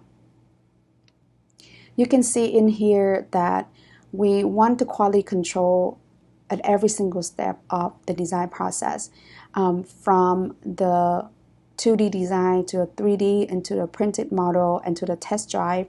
And you can see that we are all using the same design, and there's no surprise. The patient's seeing their teeth and their shape at the test drive. That's exactly what they're getting at the treatment appointment. We also showing the picture of before the design, with the design, and with the treatments already done in 3D to really make sure that everything is consistent in our quality control. And the test drive appointment is always my favorite. It's emotional. You can notice that Lizzie's hair is the same. She had the same shirt. The only difference you see in her pictures is her smile transformation. And this is the test drive visit. So every patient always asks, can I go home with this smile? They love it so much. It's so natural. And we absolutely do not let them see that in person before they see the photos. Since we didn't do anything to their teeth, the test drive is just the shapes and the design over the existing teeth, so they have an idea of what they're going to look like if they go forward with the treatment. So Lizzie really enjoyed her new smile. Now her gap is gone. We get a bit like shader, a shade lighter than her existing shade on her teeth, addressing her concern and really exceed her expectations by giving her a preview of what she's going to look like if she go forward with the treatment. And here is the close-up of the test drive. So you can see the current or the existing conditions, and the test drive really not only addressing the teeth, the colors, but also the gum lines symmetrical. So now making her smile a lot more attractive. And also we noticed that she had beautiful lips, and before the gap and the colors of the teeth is a big distraction from her smile. And of course, beside the technical pictures, I take a lot of fun, happy, beautiful pictures of Lindsay, because patients are usually go home with a visual treatment plan where they see themselves right now, they see themselves in these test drive, that how happy they are and how good they look. And so a lot of these cases are big treatment and big decision for patients. They need to go home and talk to their spouse. They need to make sure that they got their financial in place. So these pictures, when you print out and give it to them, we not only give it to them in a visual treatment plan with photo papers and nice folder, we also email them the whole slideshow presentations of their emotional journey, how to get to where they want with a smile from beginning to the end. So keep in mind that people buy in things with the emotions. And so when you get that and patient motivated, they will find a way to say yes to the treatment. And this is how you can do more cosmetic case, no matter what, with flowable composite or with porcelain. Patient need to understand what they're getting or what they're buying, then they find a way to get it done. Now with the digital smile design, I love the idea that when you build a house, you always want to make sure that you have a blueprint, so all the contractors and people that work on the house understand exactly what needs to be done. So with DSD Planning Center and working with DSD, that's what we're getting. We're getting the blueprints for the patient smile. And no matter you build that in porcelain or you build that in composite, the material is different, but the design and the outcomes is the look is the same. So that what I love most about digital smile design is really be able to give you that ability of quality control and deliver your promise to the patient. So when Lizzie say yes to the treatment, she's of course could not wait, and we start her process with whitening.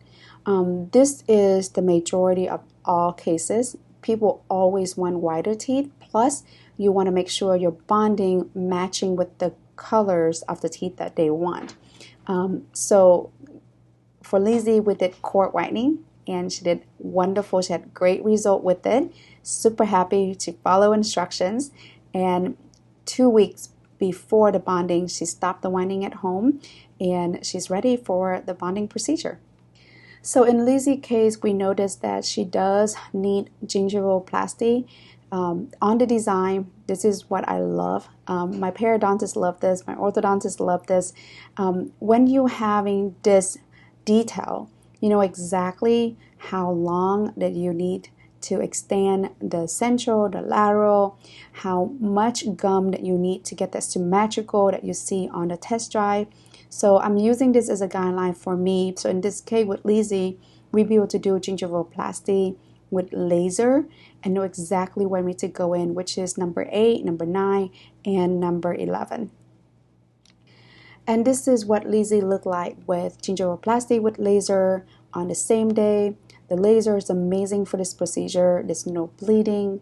It's very efficient and easy to do. A lot of time when patients need a lot of gingivaloplasty with the laser, then I'll do it before the procedure. But in this case, Lizzie needs just a few teeth, so we do it on the same day of the bonding.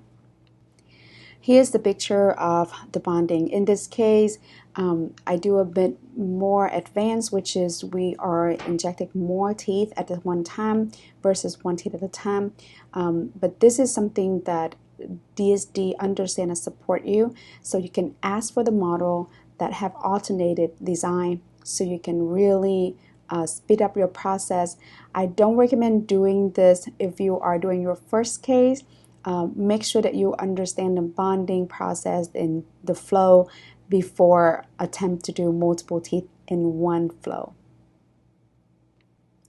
So with this alternate design, you can see that we bond a few teeth and then the other, and that way it just speed up. But you also see that the shade that we pick for Lizzie is very, very nice compared to her natural teeth on the bottom.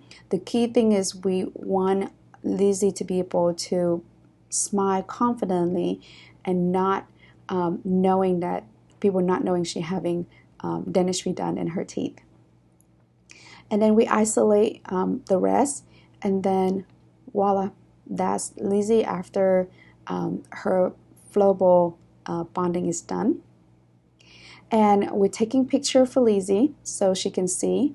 I'm a big fan of taking picture the same day. So they come in for smile design test drive.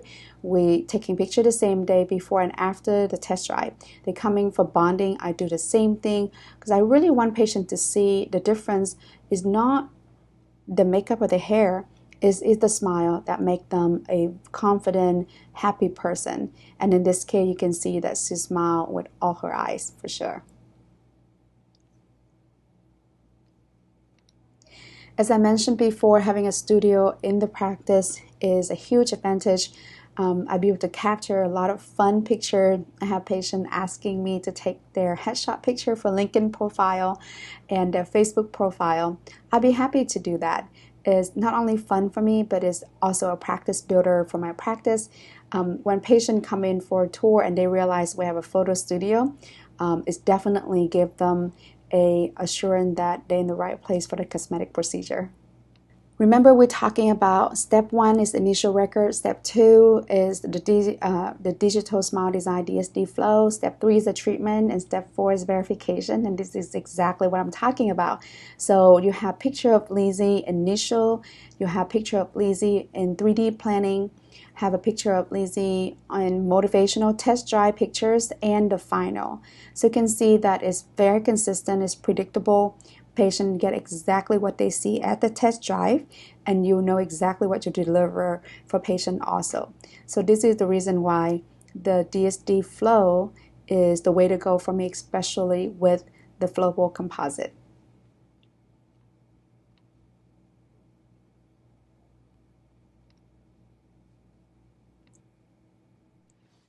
All right, so that was an awesome presentation by Dr. Katie, and we wanted to bring her back on here because you guys probably have a whole bunch of questions. So again, Dr. Katie, thank you so much for participating. I love what you're all about. I love the fact that you openly and freely share information. So let's dive right into it. Let's do a little Q&A here, okay?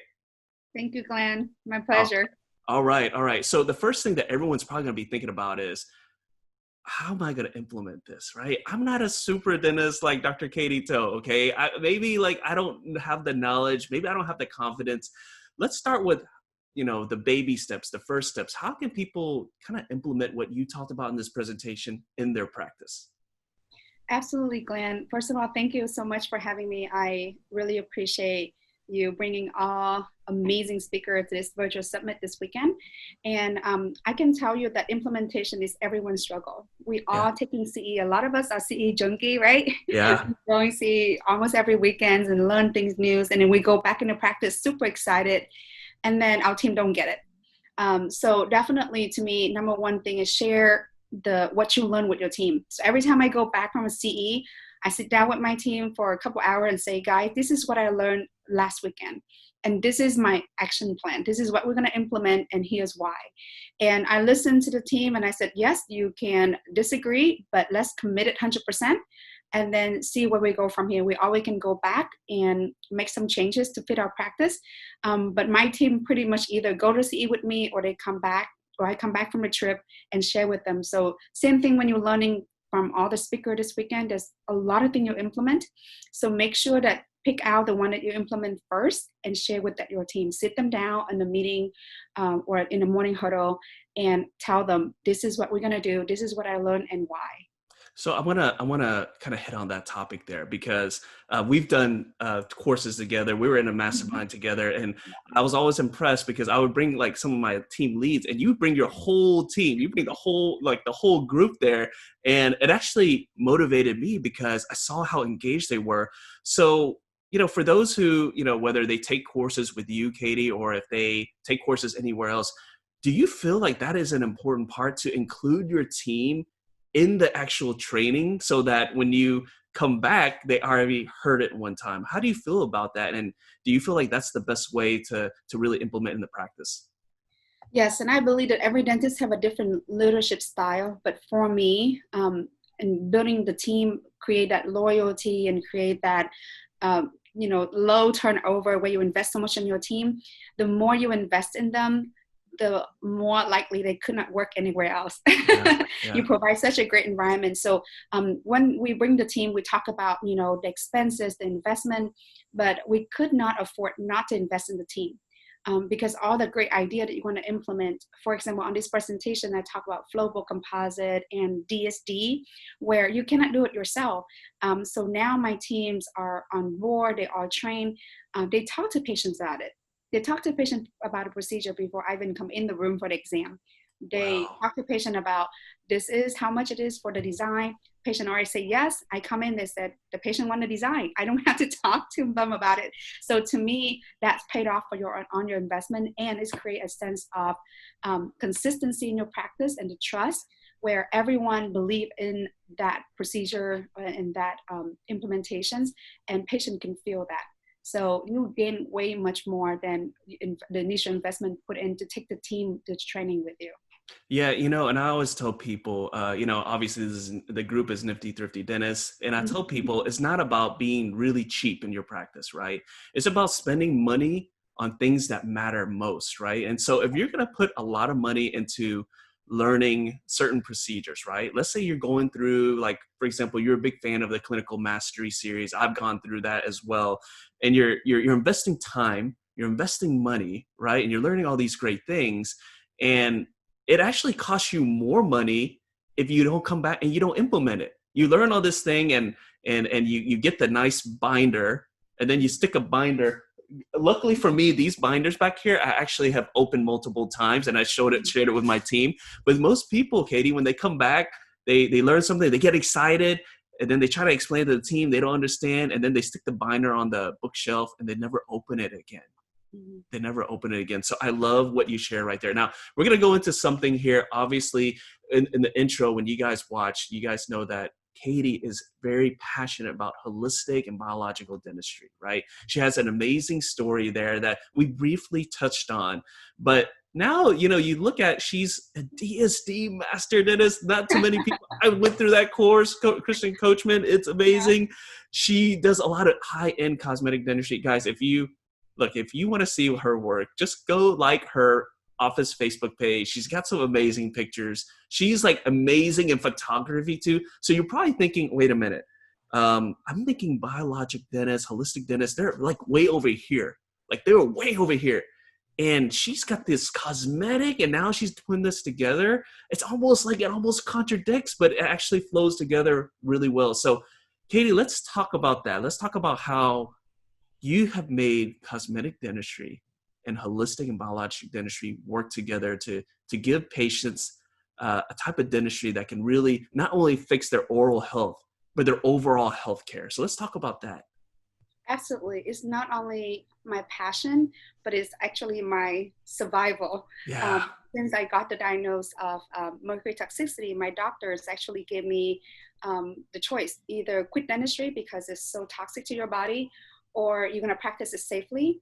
And before I turned into holistic biological dentistry, I love cosmetic dentistry. I would not give that up. I would not want to practice dentistry and not doing cosmetic dentistry, because our patients, not only they want to be healthy, they want to be beautiful. They want to be smile confidently.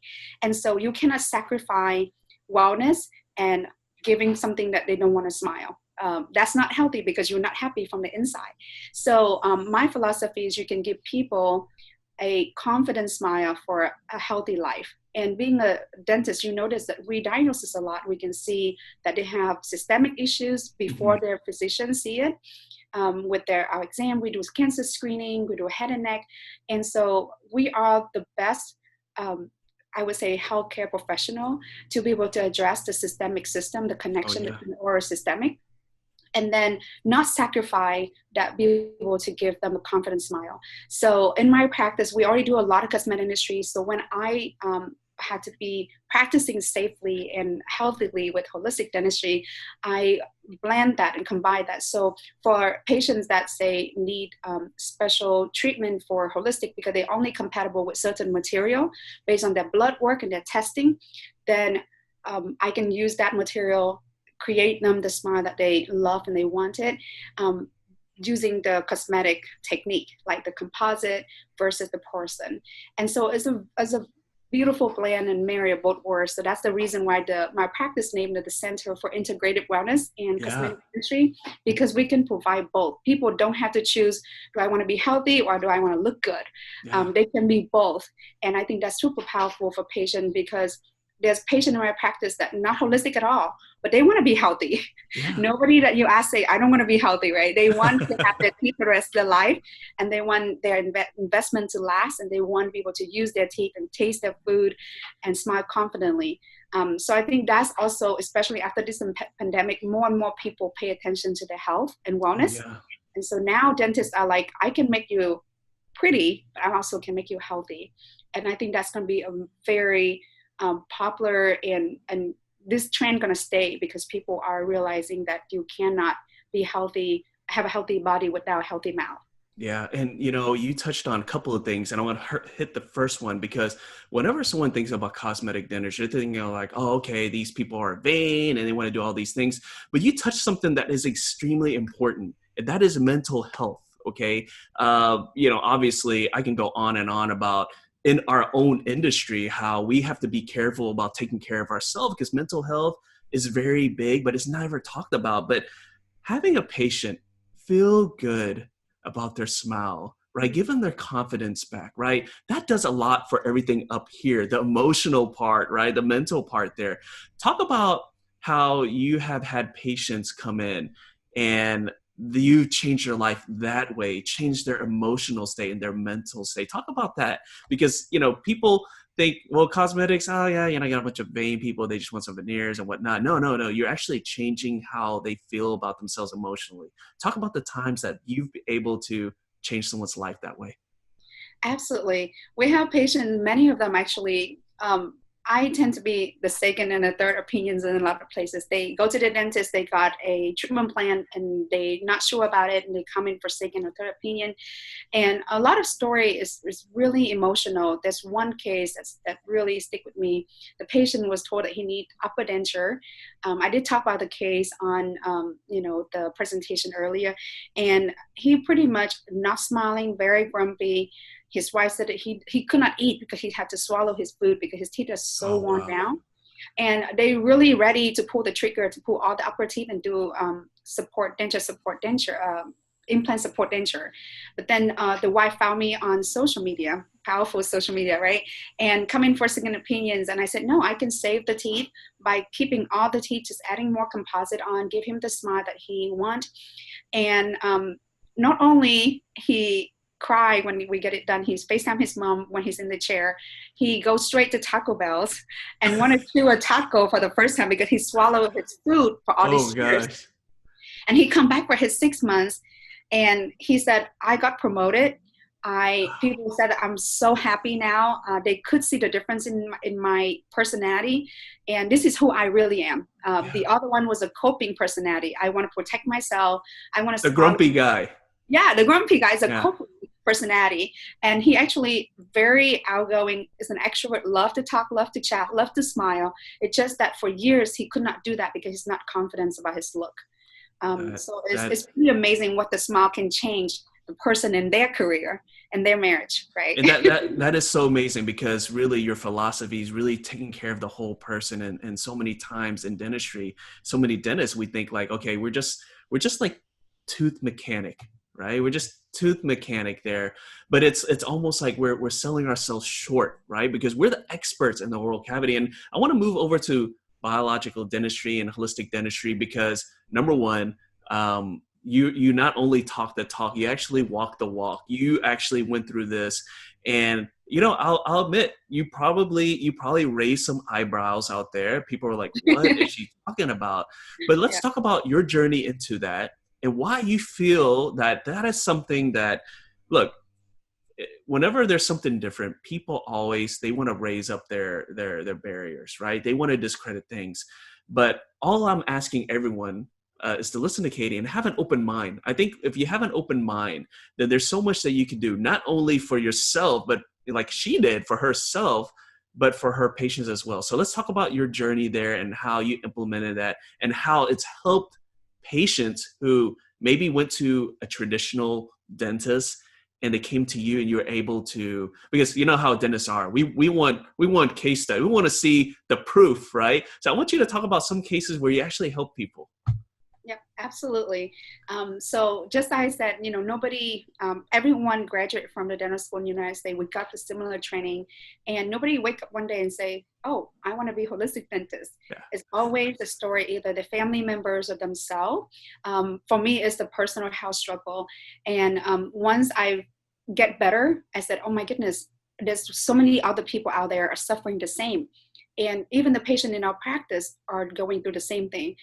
Start with food, and then, chemical and materials, and what comparable and what not, and what in their bodies are healthy for them. Because we tend to fix just the symptom and not the root cause. I know it's kind of a pun intended there with dentist root cause, but it is, we tend to treat the symptom versus the root cause. A lot of, that's almost like a mechanic. Yeah. And we're not mechanics. I mean, we hate it when people say that. Like, it makes us mad. But what you're just saying there is, if you don't fix the root cause and you're just kind of, patching things up, you're a mechanic. It's what we hate, right? So anyways, I wanted to point that out there. Yeah, so a lot of people are upset because they got prescriptions, they don't feel better, they actually get worse, and then they spend more time and money, and they still don't get where they want to be, which is living a comfortable, healthy life. And it's easier said than done, of course, but patients also doesn't get a lot of, information on they responsible for their health. Like in our practice, patient responsible for their health. We are their guide, but they're the hero. They're gonna go ahead and finish that treatment and that journey to get well and healthy. So in our practice, we have a lot of patients that were diagnosed with a lot of conditions like autoimmune disease. We have MS, we have people with neurological problem. And once they get their mouth healthy, their body healthy, their nutrition down, they work with a team of physicians that understand the oral systemic connection, their conditions get better. I have a patient that was diabetic, type 2, living on metformins, and could not practicing their nutrition to control their diabetes because their mouth is just so full of inflammation. And so once we work with the doctors, we do RDNA testing. We do a lot of testing. Holistic dentistry is a very scientific base. When you really understand that, we look at their blood work panel, we look at their vitamin D, vitamin B, and all that numbers, and they actually reverse diabetes. They don't have to be on metformins anymore. Wow. They lost weight, they sleep better, their airways is better. So when you really work with a team, and a lot of doctors look at dentists like we don't understand anything about medical, but if we are part of that team, my number one referral right now for the holistic biological is actually my functional doctors and chiropractors. Wow. Because they see the importance of the mouth that contribute to the wellness of their patients. And, you pointed out so many things there that, there's testing and everything's scientific based, but yet, there's some dentists out there that maybe they don't have an open mind. They're like, oh, it's just a bunch of BS and stuff. For those who are not, as knowledgeable, right? I'm not saying that everyone is just hating on biologic dentistry. I think the majority of dentistry just doesn't understand it, right? I think they see certain things and they say that, this guy who's doing this is all of them, right? And I think we have a big problem that just in our country in general, when you say one person, everyone's like that. But especially in dentistry, when they see someone doing something, like, oh, they're all like that. And that's so far from the truth. For those who are like, they're doing this, right? They're like, and they're listening. What do you say to them? Like, what resource would you provide to them for them to just learn more? You're not trying to convert anybody. You just want people to learn more. What was your recommendation as far as someone who's kind of skeptical, but is interested in learning more? Yeah. So when I started Journey, I didn't realize that we don't know what we don't know. And the hardest thing for a lot of us who have tons of educations is we have to learn how to, unlearn and then relearn once we know the information. So a lot of, back in the 80s, people thinking implant was voodoo, right? It's not real. And every single dentist plays an implant, and implant is amazing.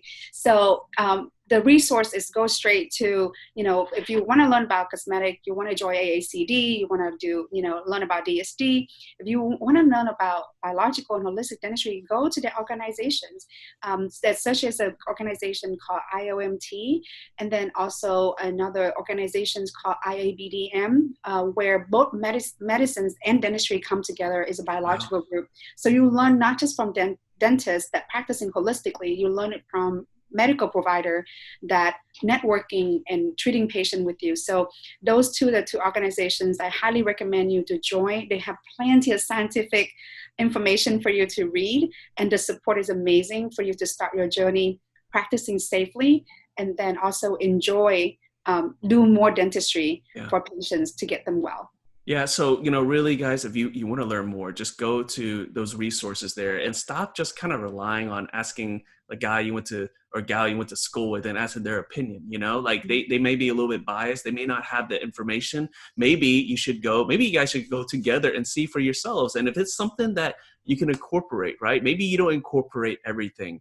There's a few things I incorporate in my practice, and I'm still trying to learn more. But if you take little bits and pieces and incorporate in your practice and it helps the patient, that's all that matters. So, Katie, I'm going to go into something else, and this has nothing to do with your presentation, but I think that there's so many people that are watching you that are so inspired by what you do. They see all the things that you're doing. You have a successful practice. You have a family, a very stable family life. You're teaching, you have online coaching. You're doing all these things. And so for all the speakers, I always ask them, there's going to be someone out there that's watching and they're thinking, wow, she's like a super dentist. She's like a super mom. She's just a super woman. I have something that I want to share too, that, maybe I want to teach something. I want to reach out to more people, but I don't think I measure up to all these speakers here. What do you say to that person who's watching you and they're like, man, I'd love to try to do something like that, but I don't know if I'm good enough, or I don't know if there's enough room for me. What do you say to that person? I would say don't be afraid. Being very transparent, have the courage to share, share your story, learn from others, reach out, networking, like your group, the Nifty Thrifty in the business industry, the mommy dentist in business. Those are the places that where you feel safe to share and to learn from each other. And from there, you start seeing, wow, actually, I have a mission. I have a message to share with the world. And you'll be surprised how many people want to listen to you. Yeah. So I can definitely appreciate the platform that you provide, and a lot of our group on the Facebook that create a community that's so strong. And during this pandemic, honestly, a lot of people don't know where to turn to without you guys. Yeah. So thank you so much for that. Well, Katie, thank you so much for being an inspiration. And, so many people, they reach out to me and they're like, how do you do these things? Or I want to do this. And I just tell them, just do it. What's the worst that can happen? What's the worst that can happen? Okay, so maybe you have some people that don't agree with you, but they're not going to go beat you up or anything. Just do it. If you have something that's so valuable, you actually do a disservice by keeping it to yourself. If you keep it to yourself and don't share, you're actually hurting more people. You should share it just like how you share it. In the spirit of sharing, guys, during this presentation, you just got a small taste of the knowledge that Katie has that she can just share with so many people. She has so many resources. And so, Katie, for those who watch this, they're like, I want to learn more. I want to learn more. I want to kind of take the same journey she has and get mentored by her and learn all these techniques. Katie, what's the best way for them to connect with you and get additional training? Absolutely. So we do have Katie Dental Seminars would offer online courses to in-person courses to one-on-one coaching. And so you had a lot of support. You can do it yourself. You can get a little bit more help, or we can guide you through every step. So reach out to us, and we would definitely love to help you to this journey, because I had so much frustrations and waste a lot of time and money to figure out what the best way to do it, and not wasting time and money on the practice, right? Time is something that is invaluable. And so if you have someone that's been through it and willing to share, that's the best. I have amazing mentor. People like Glenn have amazing mentor. And that's how we get to go where we go so much faster, because we get that guidance. So definitely reach out. Not just me, but there's so many dentists are ready to help you. So many speakers here have amazing knowledge. So don't be hesitate. Just like Glenn said, just do it. Yeah. And I'm going to put all her information to her website. She's got a pretty cool website. And also She has a pretty cool Instagram too. So follow her office on Instagram. We'll put the links in there too. It's pretty cool. She's a man. Katie, when you teach a photography course, I need to go. She's like, man, her and her husband has some 10x skills when it comes to photography. But reach out to her. And Katie, thank you so much. Oh, and one thing too, I want you guys, I don't know if y'all caught it, and I want to point it out, and I'm going to embarrass her right now, but she said something. She's like, learn from my mistakes, right? And I'm going to tell you this. That's kind of my litmus test for an instructor, if they're legit or not, okay? If all they show is all their good work and they act like nothing ever happens, if I were you, I would run. But when someone says that, hey, I've made some mistakes before, I actually want to help you not make them same mistakes, that's legit right there. So I'm kind of embarrassing her right now because she actually just said that. And that's how you know, right? That's how you know someone's legit. So Katie, thank you so much for the presentation. And guys, look in the comments section and let's get ready for the next speaker. Thank you, Glenn. How many of you think it's possible to produce $100,000 in a single day? Dr. Nate Jeal here, and like most of you watching, I'm a dentist. And one of my goals is getting new patients in the door. Well, we did that in a big way recently and put 6 figures on the books in less than 6 hours. You see, I know that people spend on things they want no matter what the economic conditions, and wanting a better smile always tops some people's list. The trick is to guide people through a positive experience, because no patient wants to be educated. No one wants to be told what to do. They want a confident dentist who really listens and offers a solution that solves their precise problem. When you can do that, well then 100K a day isn't out of the question. It's a matter of following a formula. I call it the fast growth formula, and we share inside secrets every single day on Instagram and help select doctors one-on-one with our approach to fast growth. Now I understand this kind of thing isn't for everyone, but if you're an open-minded dentist looking for momentum, then check out my presentations this week. Big success can be a reality when you've got a formula to follow. Our next speaker is Dr. Nate Jeal.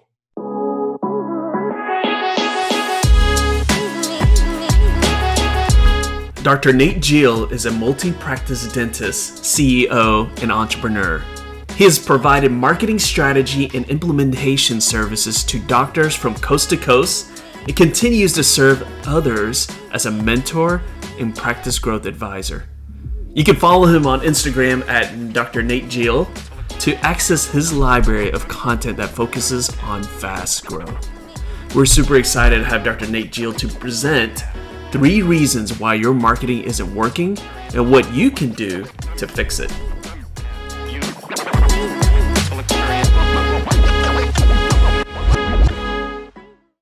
I want to welcome everyone to my presentation. The title you can see on your screen. It is the 3 reasons that your marketing isn't working and what you should do about it.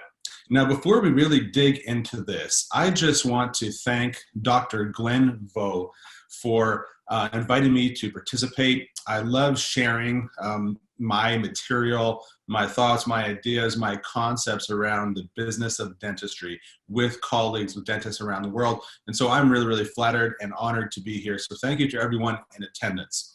We are going to be talking today about case acceptance, because that's what this really is in the end, right? Your marketing doesn't work because there are problems with case acceptance. Now, these problems are solvable. So it's actually a beautiful thing. Because in the end, it's all up to you, just like it was up to me. All right, so today, let's talk about what we're going to discover here. We are going to learn a few things today. I have 3 objectives for our time together. You are going to understand, to discover the number 1 obstacle, which is preventing patients from saying yes to your best treatment recommendations. We're going to go through an entire conversational framework that is guaranteed, I said, to help any doctor start more cases and to help more people, because that's why we're here, right? Third, we are going to learn how patients make buying decisions, and we'll discover what you should do in order to get out of their way and let them make the purchases, the buying decisions that they want to make. So that's what's going down today. Now, before we get into all of this, why would you even listen to me? My name is Dr. Nate Jeal. Some of my credentials include these you see on the screen here, a couple of highlights. 1, I have owned, developed, transitioned, flipped half a dozen dental practices. I've involved myself in mentorship and coaching for dozens of doctors and dozens of associate doctors as well. I've been involved in the training and development of hundreds, literally, staff and team members. These are people who've had on the team who've helped us grow. I have created a course that is along the lines of what you're going to learn today, but it just goes deeper. It's called the Doctor's Orders. It's a training course fully online. It's 12 modules, and it teaches you all about case acceptance and what you can do to bump those numbers in your office up from the national average, which is only around 50%, and to bump that up into the 70s, 80s, and 90 percentiles. It's a beautiful thing. I'm the co-founder of a mentorship and mastermind program called the Fast Growth Formula. This is something that we are launching this year. It's really exciting because it takes what I have done along with my partner, who's also my wife. She's a dentist, a fantastic one.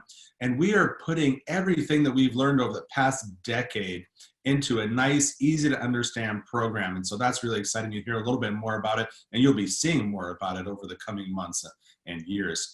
I'm also the co-founder of Dental Authority Marketing, where we have a very boutique style approach to doing marketing for a handful or two of very effective, high-end, niche dentists across North America, and that's a very cool thing as well. So if you're wondering who I am, if you haven't heard my name before, seen my ads, or seen my presentations, which I've been fortunate to give, frankly, across North America, even as far away as Australia, well, now you know who I am. My name is Nate, and here we go. So not only those things on that list, okay? In addition to that, I am one of two dentists. The other is my wife, my partner, who has a step-by-step recipe, a formula for a six-figure, $100,000 day. And if you stick around right to the end, I'm going to show you, I've got to put together a video, we'll show you exactly how that happened. Pretty cool stuff. All right, so first, let's look at our first learning objective, okay? And here it is. I put some quotes here, and this is one that I want everyone to write down because it is very, very important. Because dentists have this giant misconception around the word sales. And I want to dispel the myths around it today here in the next hour. Because when it comes down to it, if you believe in your solution, then selling is serving. And this is something, this concept has been transformative for me in dental practice. I believe it can be for many of you as well. If you really stop for a second, think about what this means. Right?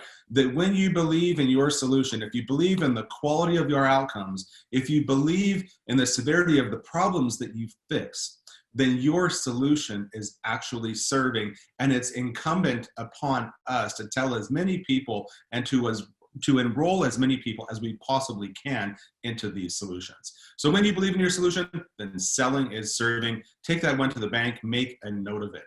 Now, related to that though, there are concepts around value that are often misunderstood. And people ask me very often, they say, Nate, or Dr. Nate, Dr. Jeal, how can I create value with my patients? Well, the reality is you cannot create value with your patients. It's impossible to create value. People only value your solution when they're conscious of a problem and when they don't want to have that problem anymore. So you cannot create value. You can only uncover the value that is already there. And that is done by following a stepwise process, which we're going to go into in some detail here in the next few minutes. But you can uncover value by guiding people through a process of self-discovery and of understanding. That's how it works. You cannot possibly create it. You can only uncover what already exists. Super important point. Now, self-discovery, you heard me say that a couple seconds ago. This is a process in which the doctor guides their patients to identify, acknowledge, and articulate that they have a problem. As you can imagine, this is greatly aided by visuals, by photographs, by scans on your iTero or other impressing unit. The process of self-discovery is critical, and you cannot possibly ever hope to enroll patients in your philosophy of care unless they have gone through this process of self-discovery. You are, it's fairly cliche, you would be barking up the wrong tree. When we are trying to enroll patients in our philosophy of care, which is a synonym for sales, by the way, when we are selling or enrolling people into a solution when they haven't yet taken ownership of the problem. Really, really critical point, okay? Now, a lot of times people ask me, okay, so I get it, but how do I know if my patient values the solution that I'm providing? Now, we are going to go through an entire conversational framework, but I'm going to give you $1 million tip right here, a little trick that you can keep in your pocket and pull it out at any time where it's needed. If you want to know if your patient values your solution, then we've got a quick question that you can ask them. And that is, you ask your patient, how would you rate your smile on a scale of 1 to 10? With 1 being terrible and 10 being perfect. I love it. I wouldn't change a single thing. Now, a lot of dentists, I know it already because they've told me, they're going to be a little uncomfortable saying this. Well, you know what? To do anything big, you just have to get out of your comfort zone. If you can't do that, I don't think I can help you. But if you're willing to get out of your comfort zone a little bit and start dipping your toe into some deeper concepts, then start with this one. It's a nice, easy question. How would you rate your smile on a scale of 1 to 10, Mr. or Mrs. Patient? Okay? Now, it's important when your patient does answer that question that they have to explain why they didn't rate their smile higher.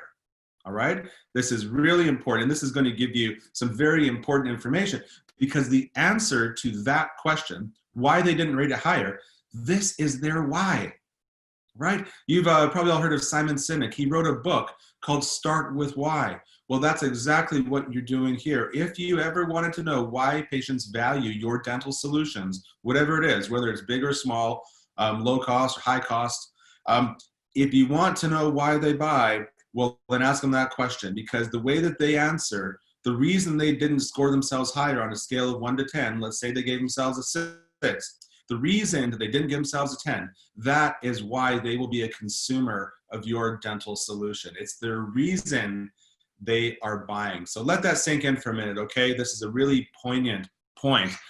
For me, again, this has been transformative to start understanding that, because when I understand why people buy, my conversation with them changes to focus on their wants and needs and to eliminate any desire on my part to give them what I want. It's actually about what they want. It's their mouth, it's their money, and it's their life. And we should be entirely focused on getting our patients what they want, irrespective of what solution we may prefer to provide. This is the true meaning of patient autonomy. All right, so in other words, what you learn when you ask that question, when you understand the reason why, now we are talking about value. Hope this makes sense. I want to reiterate, you cannot create value. You can uncover and understand value. And one simple way that you can do that is by getting a grasp and helping your patient to articulate the reason why their smile is not perfect. That is where the value lies. That is where you have opportunities to change lives and to really, really help people. Okay? Now, a couple more thoughts here because we're going to get into this framework soon. But let me propose this to you. That patients decline treatment and staff, your team, sabotage more frequently when doctors fail to take charge, when doctors fail to guide their patients through a process that leaves little room for excuses or objections. These are the little stories, the lies that patients tell to avoid having to make a decision on the spot. It's not true, so don't fall for it. When a doctor takes charge, that will be interpreted by your patients in a certain way. And here we've got what it comes to on the next page. Sales, right? The ability to enroll your patients in your philosophy of care. Sales is a core competency for successful dentists. It requires a combination of two things. It requires empathy. We're going to talk about it. And it requires confidence. All right. Now, think back a minute ago. We asked the question, why didn't you rate your smile higher? When we can understand that, now you can have genuine empathy for what your patients are experiencing because they're going to tell you. Their reason for not ranking higher is the way that that's what they value. That's what's important to them. You cannot possibly have empathy if you don't understand what someone's going through. And the answer to that question tells you exactly what they're going through. Now, we're going to be able to demonstrate this a little bit more as we go through the remainder of the presentation. Empathy is big, but confidence is just as big because people don't want to spend their money with someone who doubts their own solution. right? No one wants to pull out their wallet and pull out the credit card and put their trust, their time, and their faith into a solution provider who's uncertain about the solution that they're recommending. And if we think that patients don't sniff out lack of confidence from a mile away, we need to think again. They can tell, and it will have impacts on your ability to close cases, and it will have impacts on your ability to help people. This combination of empathy and confidence is potent. Now, let me make a bold statement here. I'm probably going to offend someone, but that's okay, all right? We need to step outside of our comfort zone, and I'm going to make this statement here, which says that a dentist who thinks that they are doing patients a favor by saving them money rather than giving them access to the best quality solution that dentist can possibly think of, this is a confused dentist. And I see it a lot, actually, okay? No offense to anybody, but people sometimes think that they're being Dr. Nice Guy or Dr. Nice Gal by trying to save their patients money. I've never met the patient. That person has never come through my door in any of my 6 dental offices who has ever walked in saying, give me the cheapest, most garbage thing that you could possibly think of. I've never heard that person. I've never met them. In fact, I'm not even sure that they exist. What I do see time and time and time again is people who care, people who want quality, and they want to get the best quality that lines up with their budget. And that is our task. Our task is not to save people money. Our task is to get them the best quality solution that we can think of and help them find a way to pay for it.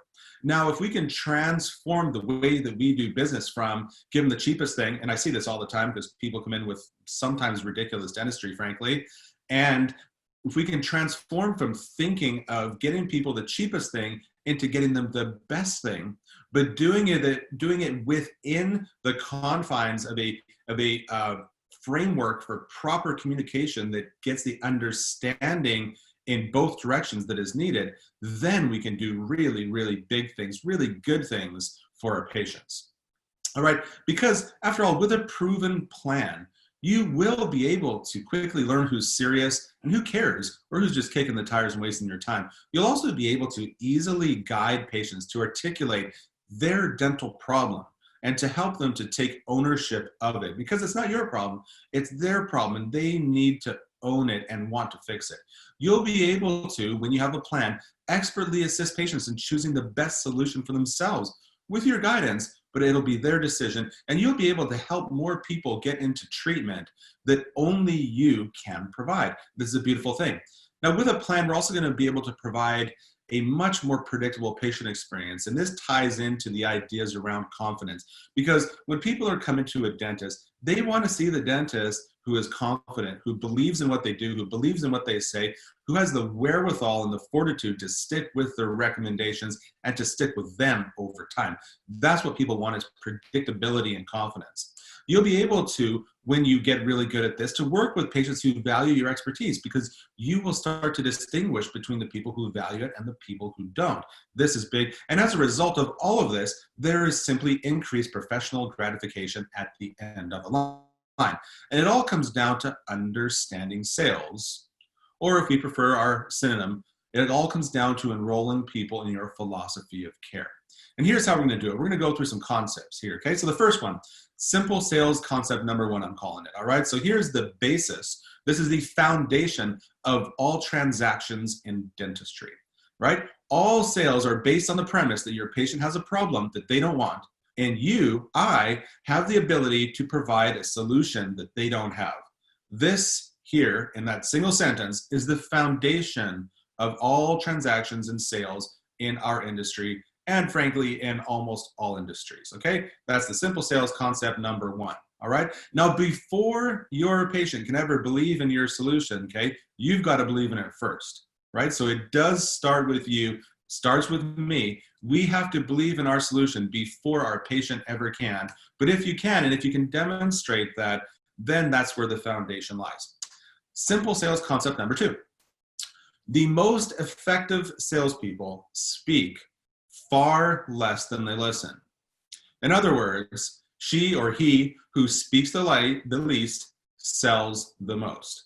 There is this tendency in dentistry for all of us to put on our educator cap when we go into the operatory, and it spells absolute failure for the conversation. Do not wear your educator cap into the operatory, because all it does is confuse people, right? More patient education is not the right approach. All these companies making videos, all these patient education sites and so on. No, it's nothing to do with patient education. Your patients don't really need to know the intimate details, the technical details of your solution. They won't understand the intimate biological or biochemical, the nature of their dental dilemma either. And when it comes down to it, if we confuse people, it's a bad thing, because confused consumers don't buy. They just don't. When people are confused, they leave your office saying, I'll call you, and then they never do. Because confused people keep their credit card deep in their pocket, deep in their wallet, deep in their purse. They do not trust when they are confused. Even if they like you, it's hard to make a decision if we go confuse them. So let me give you this one tip. If you take anything away today at all, this one thing is going to pay itself over 100,000 times. Don't wear your educator cap into the operatory. Please, for your patients, don't do it. I know that we want to show people everything that we know, but the time and place to do that is when you're talking with colleagues, not when we're talking with patients. Let's leave the educator cap out of the op, because confused consumers don't leave their credit card at your front desk. They don't book appointments, okay? All right, simple sales concept number 3. If we follow a series of thoughtful, intelligent questions, we'll be able to know, we can identify who's going to be a buyer, and we will even be able to uncover what it is that they want for themselves, right? This is a big point. All right, now the conventional approach in dentistry when it comes to treatment presentation has been to look and tell, where the doctor will look at somebody's teeth and they'll rifle off a whole bunch of names and numbers, and they'll tell everyone what's going on, and they'll say, get on my schedule. Well, my prescriptive sales approach is the complete opposite of that. It is going to be, let's show and listen, all right? Old-fashioned, ineffective approach was look and tell. My prescriptive sales approach, show and listen. And that's what we are going to be talking about here today. And so with our simple sales concept number 3, which was to follow a series of thoughtful questions, well, that is exactly what we are going to do. And it starts right here with our qualifying question number 1. And that is, does your patient know that they have a problem? All right, and you'll know that there will be differences between someone who's coming as a new patient into your hygiene program versus someone who is coming for a consult related to a specific issue. Yes, there is a difference there. The approach is slightly different. I don't know if we have time here to get into it really good, but let's start here. The first qualifying question, does your patient know that they have a problem? Because if they do, then great. We're going to proceed to the next question. But if they don't, here's sometimes where people get caught up. If they don't know that they have a problem, then we have to create awareness. And again, this is not simply looking and telling. That's not awareness. That's giving orders. It's easily misinterpreted, even though I know that your intentions are good. Your patients don't always see it that way. So we don't want to look and tell. We want to show and listen. Creating awareness is going to be most easily done with visuals. I use photography. In my office, everyone is looking at their own teeth on a big screen TV that's right in front of them, because I can point out very easily any issues, problems that exist now, or problems that are likely to arise in the near-term future. I can point all of this out, and my patients can look at it on a big screen just a couple feet in front of their face. That is how we create awareness. All right. Now, as I said before, your patients don't need to intimately understand the technical aspects of your solution. They just need to know that a problem exists, right? And when it comes down to looking at a picture of their own teeth, of their smile, this is incredibly powerful, because any dental issues that are there become very real and completely undeniable if we are looking at them on a big screen TV. Nothing like a molar with a gigantic amalgam and 3 or 4 big cracks in it. You can just ask your patient, what does that look like to you? And anyone will tell you that it looks terrible and it looks like they're cracks. And if they're at all intuitive, they can wager a pretty good guess that when it breaks, it's going to break at the site of where those cracks are, all right? So it is totally undeniable and very real when we can present a photograph to someone of their own smile. All right, now this happens to be one of my patients here. he has some crowded teeth. All right. Now, this guy actually came to see me for a consultation for orthodontic treatment. He knew this was going on, but when I put this picture up on our big screen TV, it is real, it is undeniable, and the only thing that he can do, and all I want to know is, what is it that he is frustrated about? All right. That's what I want to know. So he will tell me, well, I'm frustrated because my teeth are kind of crooked. I don't like how it looks. They look kind of dark and I don't like the color. Okay, it'll be something along those lines. And I say, great, you know what? I can help you with that. And I get to my question number 2. So once we've created awareness by looking at the visuals, we get to our second question, which is, I understand why you might not like that. Is this important to you to fix, right? Is solving this problem important? And if your patient says no, then that's okay. This is patient autonomy. They have every right to not attribute a sense of importance to solving this problem. If they say no, you must let it go. All right? If no, let it go. But if yes, then we are going to proceed to question number 3, but only after we take careful note of this point of caution here, okay? And that is, do not identify a solution for your patient until they have taken ownership of the problem and until they have confirmed whether or not they care. So there is no sense presenting a solution to someone who doesn't value solving that problem. If you do, what will happen is you will be showing your patient something that they will only perceive as expensive. All right. Now, a lot of times doctors ask me, well, patients always think everything in dentistry is expensive. Well, that is because they don't value it. It's because you haven't gone through a process and or because you're talking to the wrong people. So people who don't care will see anything. Well, it could be $10, it could be $100, it could be $10,000. Anything will be expensive to someone who doesn't care about the solution, right? It makes perfect sense, actually, if you think about it. So don't present solutions until 1, someone has been able to articulate, after visualizing the problem, has been able to articulate it for themselves, and 2, has indicated that it is important for them to not live longer with that problem in their mouth. If they can do that, now you can start to present a solution, all right? And so we are going to, the way that I do it is I will show people a proposal of what their teeth, their smile can look like after treatment. And we'll do it in comparison to where we are today.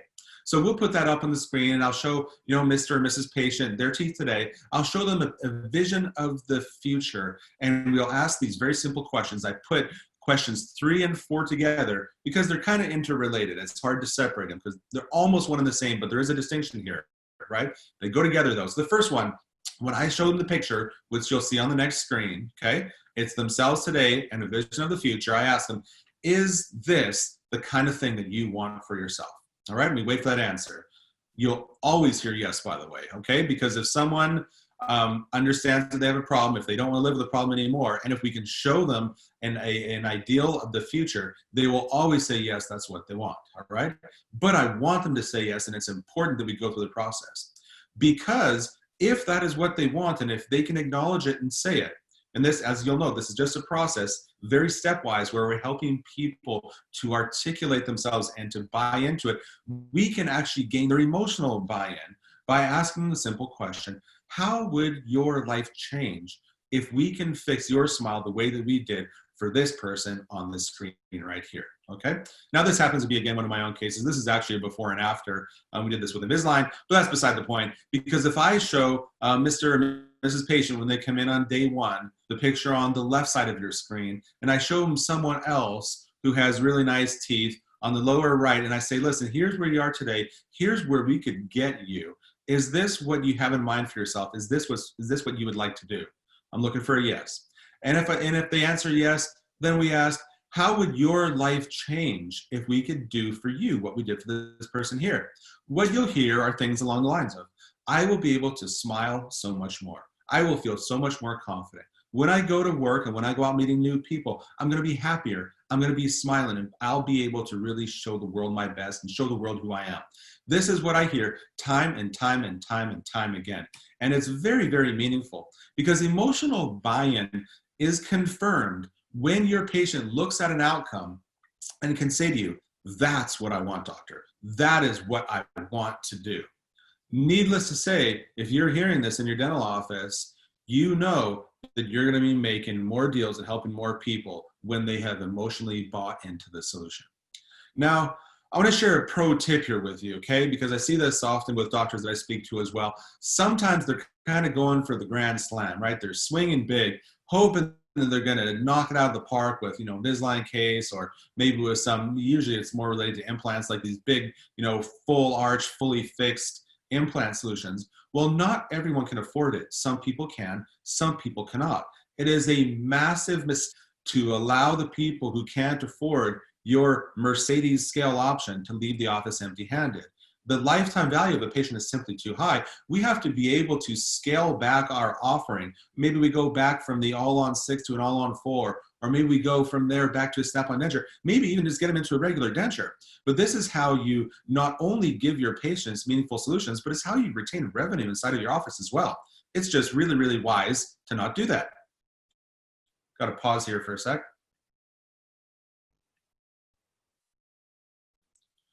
Pardon the little interruption there. We had a technical difficulty. We were talking about a pro tip and the ability to scale back on a solution if finances, if fear, or if any other circumstances demand it. You don't know when someone is going to get an inheritance or get a new job or get a promotion, when they're going to get into a new relationship or have the opportunity to spend some money on themselves. I talk to people every single week who they've got their kids out of the house, they got them through college, they're not spending on school or anything else anymore, they sold the Harley, and now it's time to fix their smile.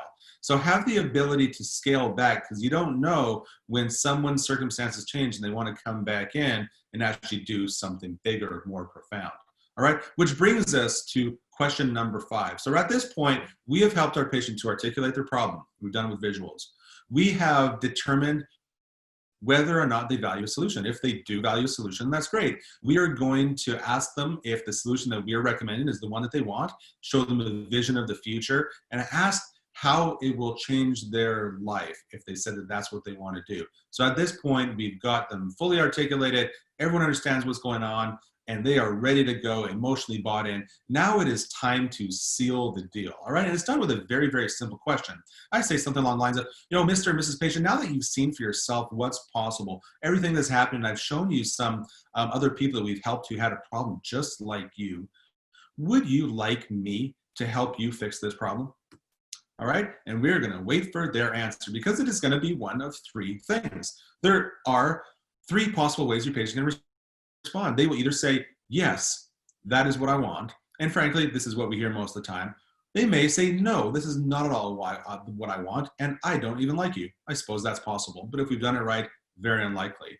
The third possible answer is, well, maybe, but, right? And this is where people raise objections, and we have to have the fortitude and the wherewithal sometimes to push through some of that.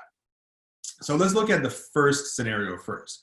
If your patient answers yes in response to your question, would you like me to help you? Well, then we have to ensure that the handoff to our financial and scheduling staff is absolutely perfect, because if it's not, then we risk everything falling through the cracks.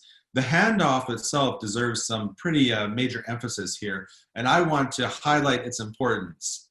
When the handoff is not done well, people fall through the cracks, patients don't get solutions, revenue to your place of business, your practice, goes right out the door and often doesn't come back. So the handoff is critical, right? And what we want to do in the handoff is this. We want to recap the answers to questions 1 through 5. And we are going to ask the patient in the presence of the next responsible person in line. So this is maybe it's our treatment coordinator or our financial coordinator. We're going to ask in the presence of that person, after giving them a nice introduction, we're going to ask the patient, did we understand everything correctly? And we're going to recap for the benefit of the person next in line who's now joined us, but also for the benefit of the patient, because this shows them that we were diligently listening, that we really understood them, and that we are holding them to account to what it is that they've said they want to do. Very important. So don't mess up the handoff, because it can have devastating effects on your case acceptance. What we want to do in by following this process is we want to commit. And I encourage you, commit to absolutely not letting the people who truly value what you do walk out the door empty-handed. And I know that this happens a lot. Sometimes it's because we aren't following a process. Sometimes it's because we're a little bit too shy and we don't really want to tell people what's actually going on.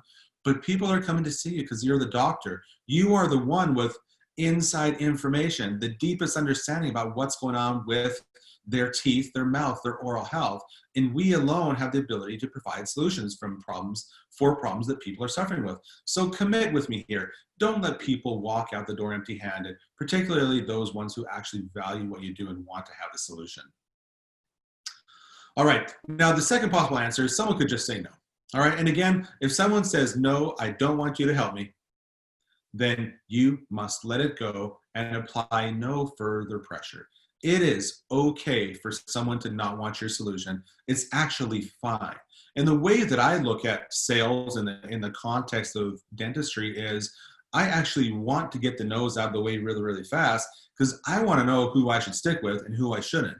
Because the people who don't want my help, this is okay. But then I'll just get them off of my list. I'll take them off of my off the desk of my staff members who are responsible to follow up. I don't want them following up with someone who says no because that person doesn't want to be bothered. There's a really, really fine line. And when we are sticking diligently with the people who want your solution, you can be a real superhero and a provider of solutions. But if you push too hard with people who say no, then you actually end up looking really, really bad, even if your intentions are good.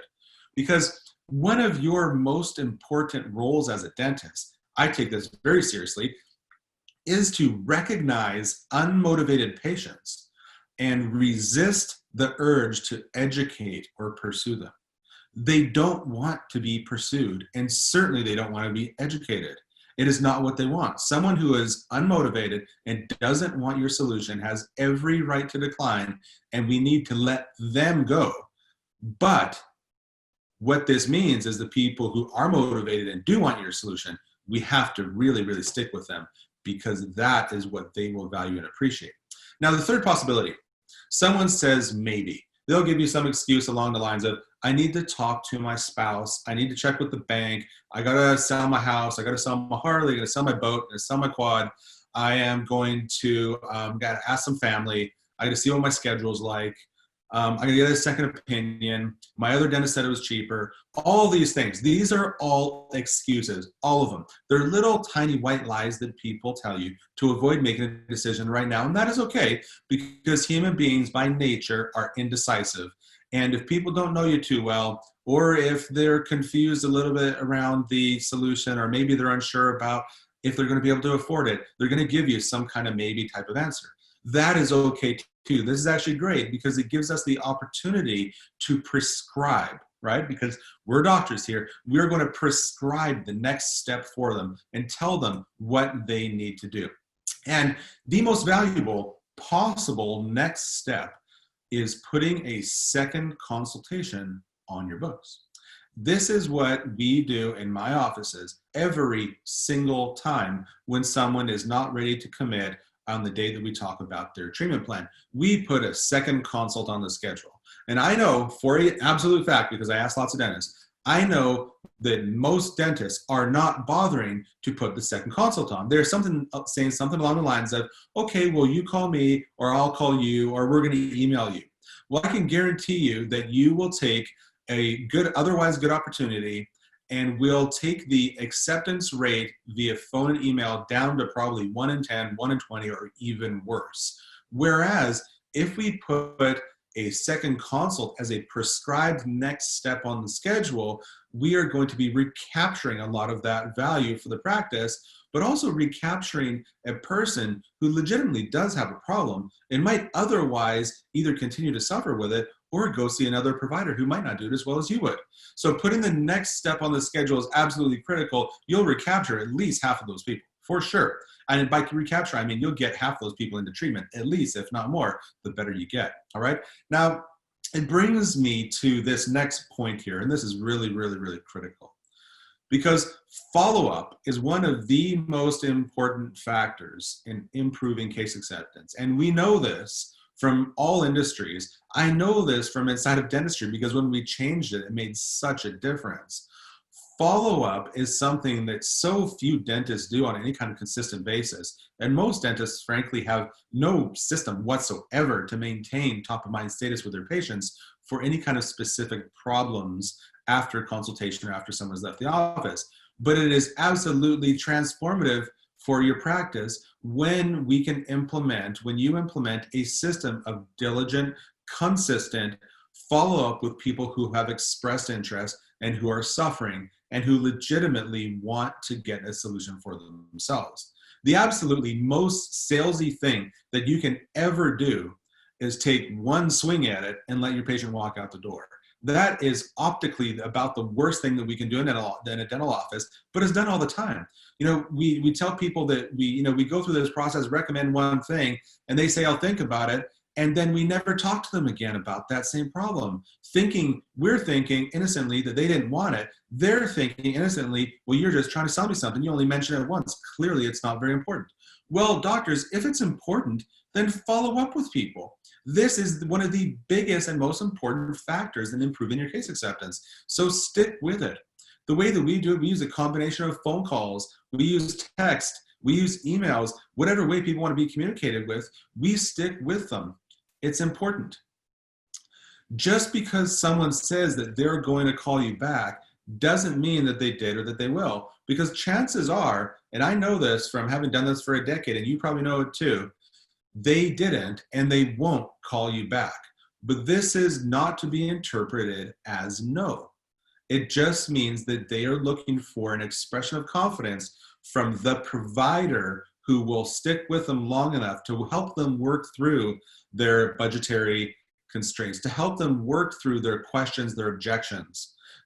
People are looking for a provider with confidence, with empathy, who will stick with them and make sure that they get the solution that they need and that they want. And if you can position yourself as that person, you will see big things happen in your practice. In fact, there are practice compounding effects, because the more that we do it, the more it becomes habit. The more it becomes habit, the more our staff understand it. And the more that our staff understand, they can convey that to our patients. And now everybody knows that we are serious about our treatment recommendations, and people accept much more frequently and much bigger cases, for what it's worth, when we can put all the pieces into place properly.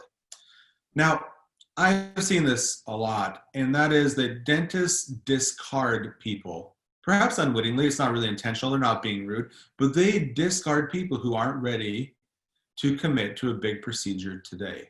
And as we said before, it may be because of finances, it may be fear, it may be some other circumstance that you don't know. It's usually finances, but discarding people who can't afford something today is a massive mistake. This is costing every dentist in the country hundreds of thousands of dollars a year in lost production. I absolutely guarantee it. If we are failing to stick with people until they are ready to proceed with treatment on their terms and on their timeline, if we fail to do that, then we are failing our patients. And we are leaving a ton of opportunity on the table. Because when it comes down to it, I know this, you know it, that most candidates for extensive treatment rarely ever get the personal touches that they need to know that they're in the right place. They very rarely get the personal touches even beyond their initial exam or consult, because if the deal isn't done today, most dentists are letting them leave and never talking to them again. Maybe they're asking them for an next hygiene appointment, but they're certainly not bringing up these high-value treatments, these big solutions for people. If you can create an atmosphere, an experience where all of those personal touches are included, so that we're performing a proper consult like we've outlined here today, we're doing proper follow-up, we're putting second consults on the schedule, we are making it absolutely unmistakably clear that we believe in our solution and that we are there for our patient to get them a solution that is going to change their life. When we do that, when we stick with people long enough for them to work through their own objections and their own day-to-day busy schedules and responsibilities, when you stick with them, you'll see that lots of those people come back, because I get people coming back 3 months, 6 months, 12 months, 18 months later, people who drive in from 6, 7, 8 hours away because we stuck with them. I have made it a priority. We've made it a rule for our team that you have to stick with people. No one will leave here thinking that we don't care. And the way that you demonstrate care is by first distinguishing between the people who value what you offer and the ones who don't, because the ones who don't, remember, just let them go. But the ones who do, you demonstrate care by sticking with them until they're ready to go. And it might be a week and it might be a year, and they're both fine. But stick with people and you will see those practice compounding effects too. It's a big, big deal. So practice follow-up. If you don't, we're leaving a lot on the table. And if you do, it's how we let people know that we take our own recommendations very, very seriously. All right? If we don't, it actually gives a very bad impression, and that is not the way that I want to lead my patients. Now, at the top of the presentation here, I talked about a six-figure $100,000 day, and I promised that I'd tell you a little bit more about it. So here it goes. My wife and I, also dentist, as I've explained, she's my business partner. We are on practice number 6. We built our 6th practice April of 2019. So almost a year and a half ago, not quite. We actually celebrated our 1-year anniversary with the doors closed because of COVID. It was a bit of a bummer, but overall, we went from 0 to well over 7 figures in the first 10 months. It was just moving along really nice, and then COVID came along.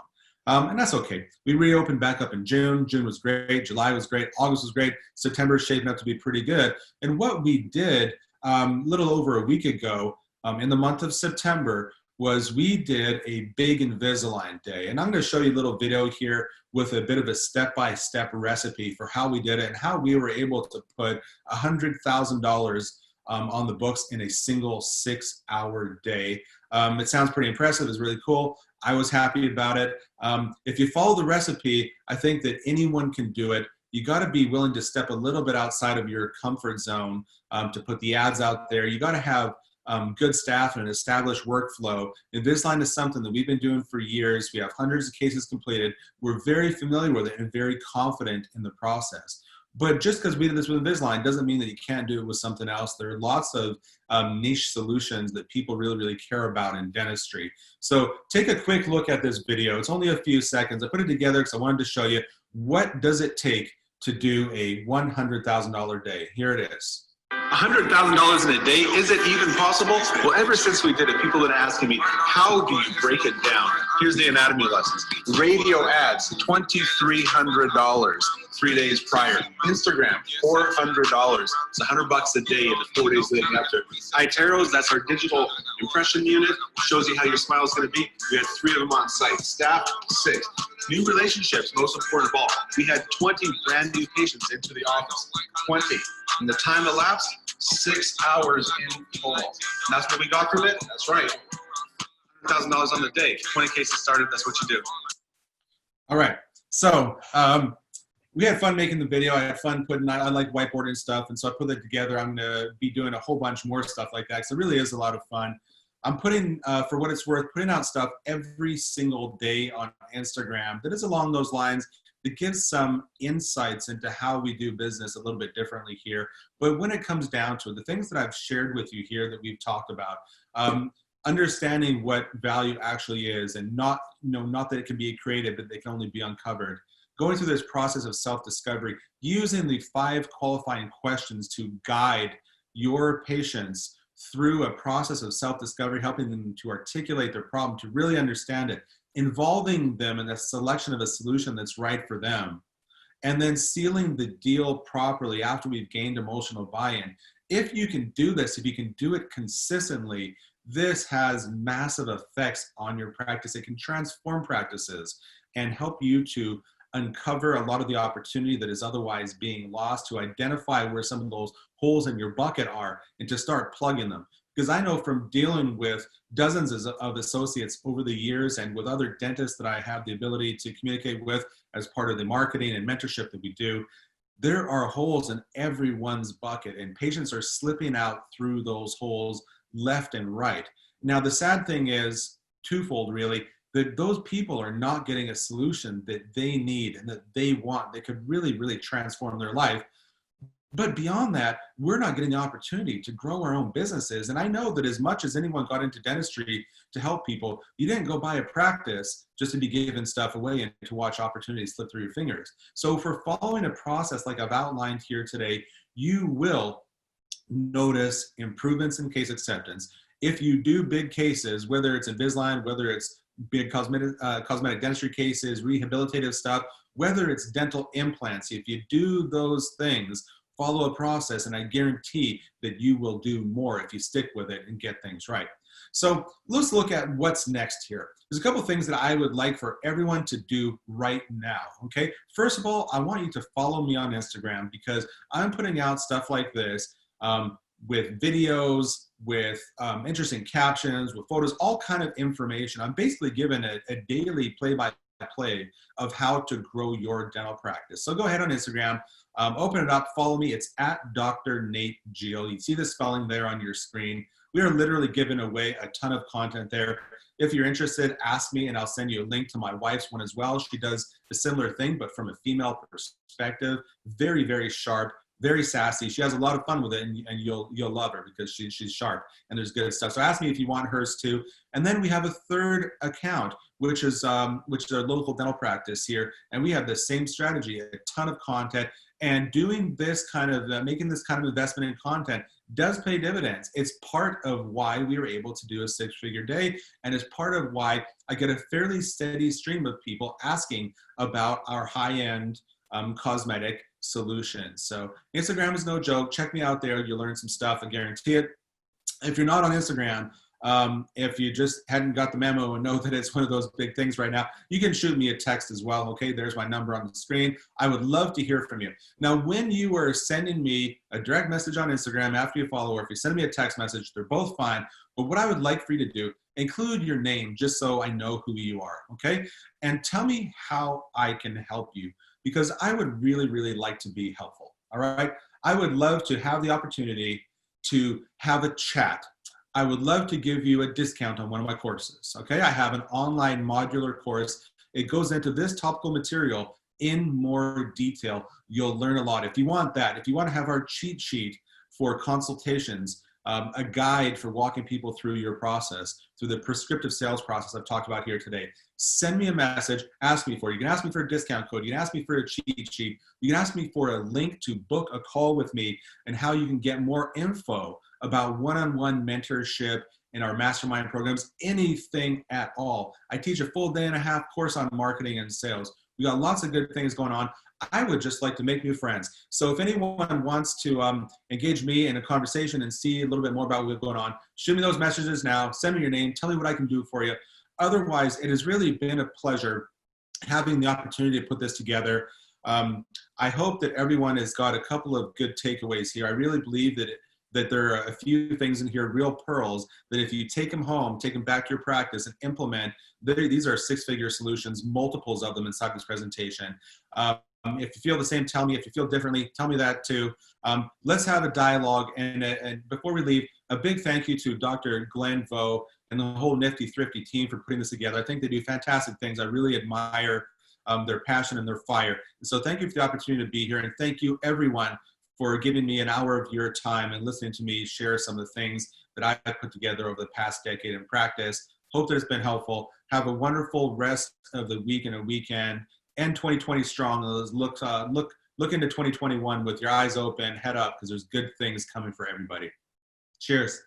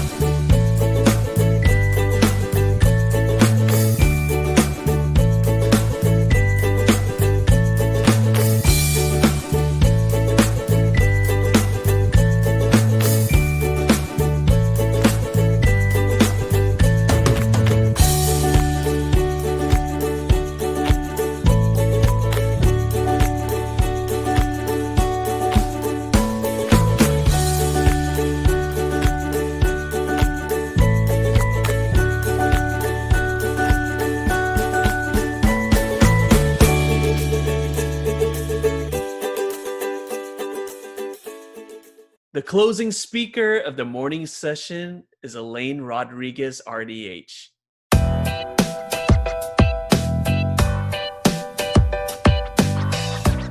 With 17 years of dental experience, Elaine has professionally evolved from a prosthodontist specialty assistant to office manager to a temp assistant while she was in hygiene school to hygiene director post-grad and now entrepreneur. In 2014, Elaine founded Dental Laser Integrations, the nation's leading resource for combined laser certification and technology training. This training is geared towards overall practice growth, personal and professional development. Elaine's clinical training courses will help you achieve a higher level of patient satisfaction through high-value, high-dollar treatment planning. Dental Laser Integrations, the curriculum is centered around improved hygiene preventive care models, dental business acumen, and creating a motivated team culture. On her downtime, Elaine enjoys spending time with her daughter, family, and friends, hiking around the globe and their Arizona home. Elaine Rodriguez, RDH, will be presenting Busting the Loss Leader Myth, How to Rebrand and Restructure Hygiene Post-COVID.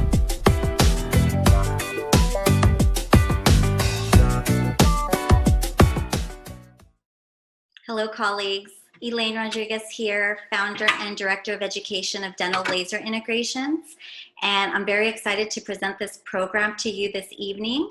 Before we get into it, I'd like to give you guys a little background on me. I am a clinical hygienist here in Arizona. I've been practicing dentistry for about 17 years, and I actually started off my career in dentistry as an assistant to a prost.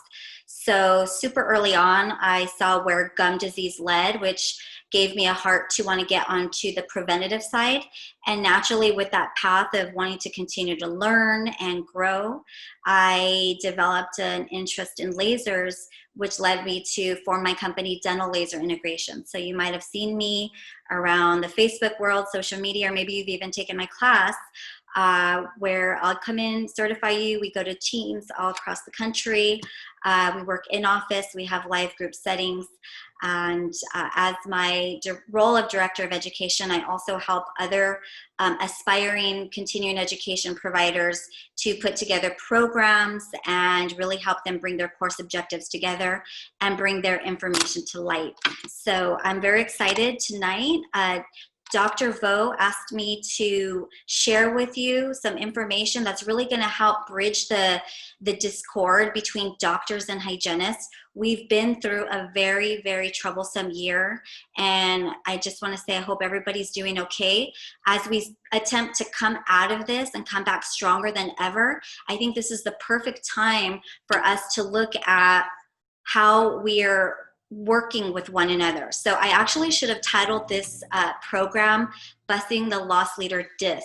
So this isn't really meant to get into the negative, what the doctors say, what the hygienists say, but really just more meant to bring light to either side's point of view. So now as a business owner, I can understand the weight that is on the doctor's shoulders of carrying the practice, making sure everything's in order, especially with doctors may not having an office manager that came back post-COVID and have potentially lost a lot of team members. So same with hygiene, definitely want to make sure that we can teach you some of the business nomenclature so that you can understand a little bit better what goes into the doctor's decisions as far as, do we want to invest? Can you get a raise? Can we afford to give you a raise? Where does the money come from? So before I get too far in, I want to start off with a couple of scenarios. And these are scenarios that friends have shared with me. So this is a doctor friend. He runs a very successful practice. He has 2 docs. He has 3 hygienists. And he acquired this practice from another doctor who was retiring. That doctor had a very different viewpoint of what hygiene was. So he actually did treat them as if they were just another liability to the practice. He did not create an environment where they can thrive, where they can produce, where they can do more. So Dr. Wonderful noted that the practice that they came from was a prophy palace. So they were just doing basic hygiene. And oftentimes when we see a prophy palace, if you will, that means that you're more than likely as a hygienist not going to produce what the doctor pays you. So that means you're really just there to kind of see patients, clean teeth, and just maintain that patient relationship. So we have Dr. Amazing, and this doctor is also another good friend. They would also be called an oral physician. They're very, very talented in the areas of surgery, all on 4, all on 6 cases, just really high value dentistry.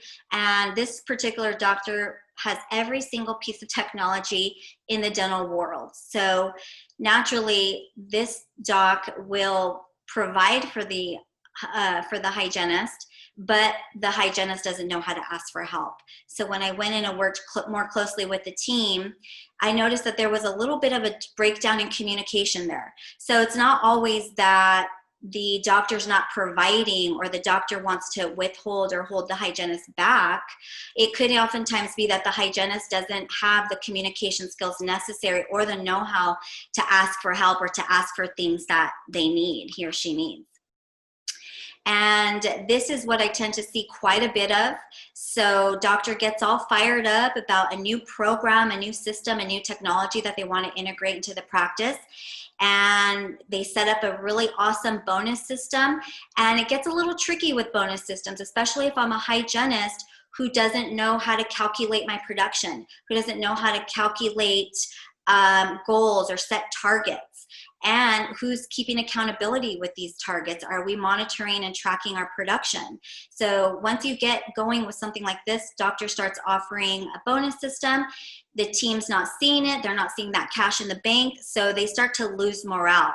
So ideally, we look at those 3 things. And again, this is no way trying to throw shade at doctor or hygiene. It's really meant to kind of ask yourselves, where am I? Where's the breakdown? What can be improved so that we can either improve communication, start setting foreseeable targets so that we do see the end goal and we're reaching our goals? Or how can I revamp my hygiene program so that we can start restructuring and move away from the Profi Palace model? So not every hygienist wants to come back to hygiene, especially right now. We are still not out of the pandemic. I'm in Arizona actually, so I've traveled to Texas quite a bit, and there are all these hotspots still. So definitely, if you're somebody that is not able to provide the top-notch PPE, that can definitely put fear into a hygienist. But in any case, and this is Edith, the hygienist from Instagram. So Edith, if you're watching, hello, I love you. So again, this isn't meant to say what is a loss leader as far as on a negative connotation. This is not meant to poke holes into hygiene. This is really meant to say every hygienist is great, but how can we really incorporate the business know-how so that we can improve? So the loss leader model is actually a thing. So even though in dentistry, dentists kind of use it as a negative connotation, it actually is a strategy that multi-million-dollar grocery stores, companies use. So this means that you're selling products usually, actually, have you ever wondered why the milk is in the back of the store?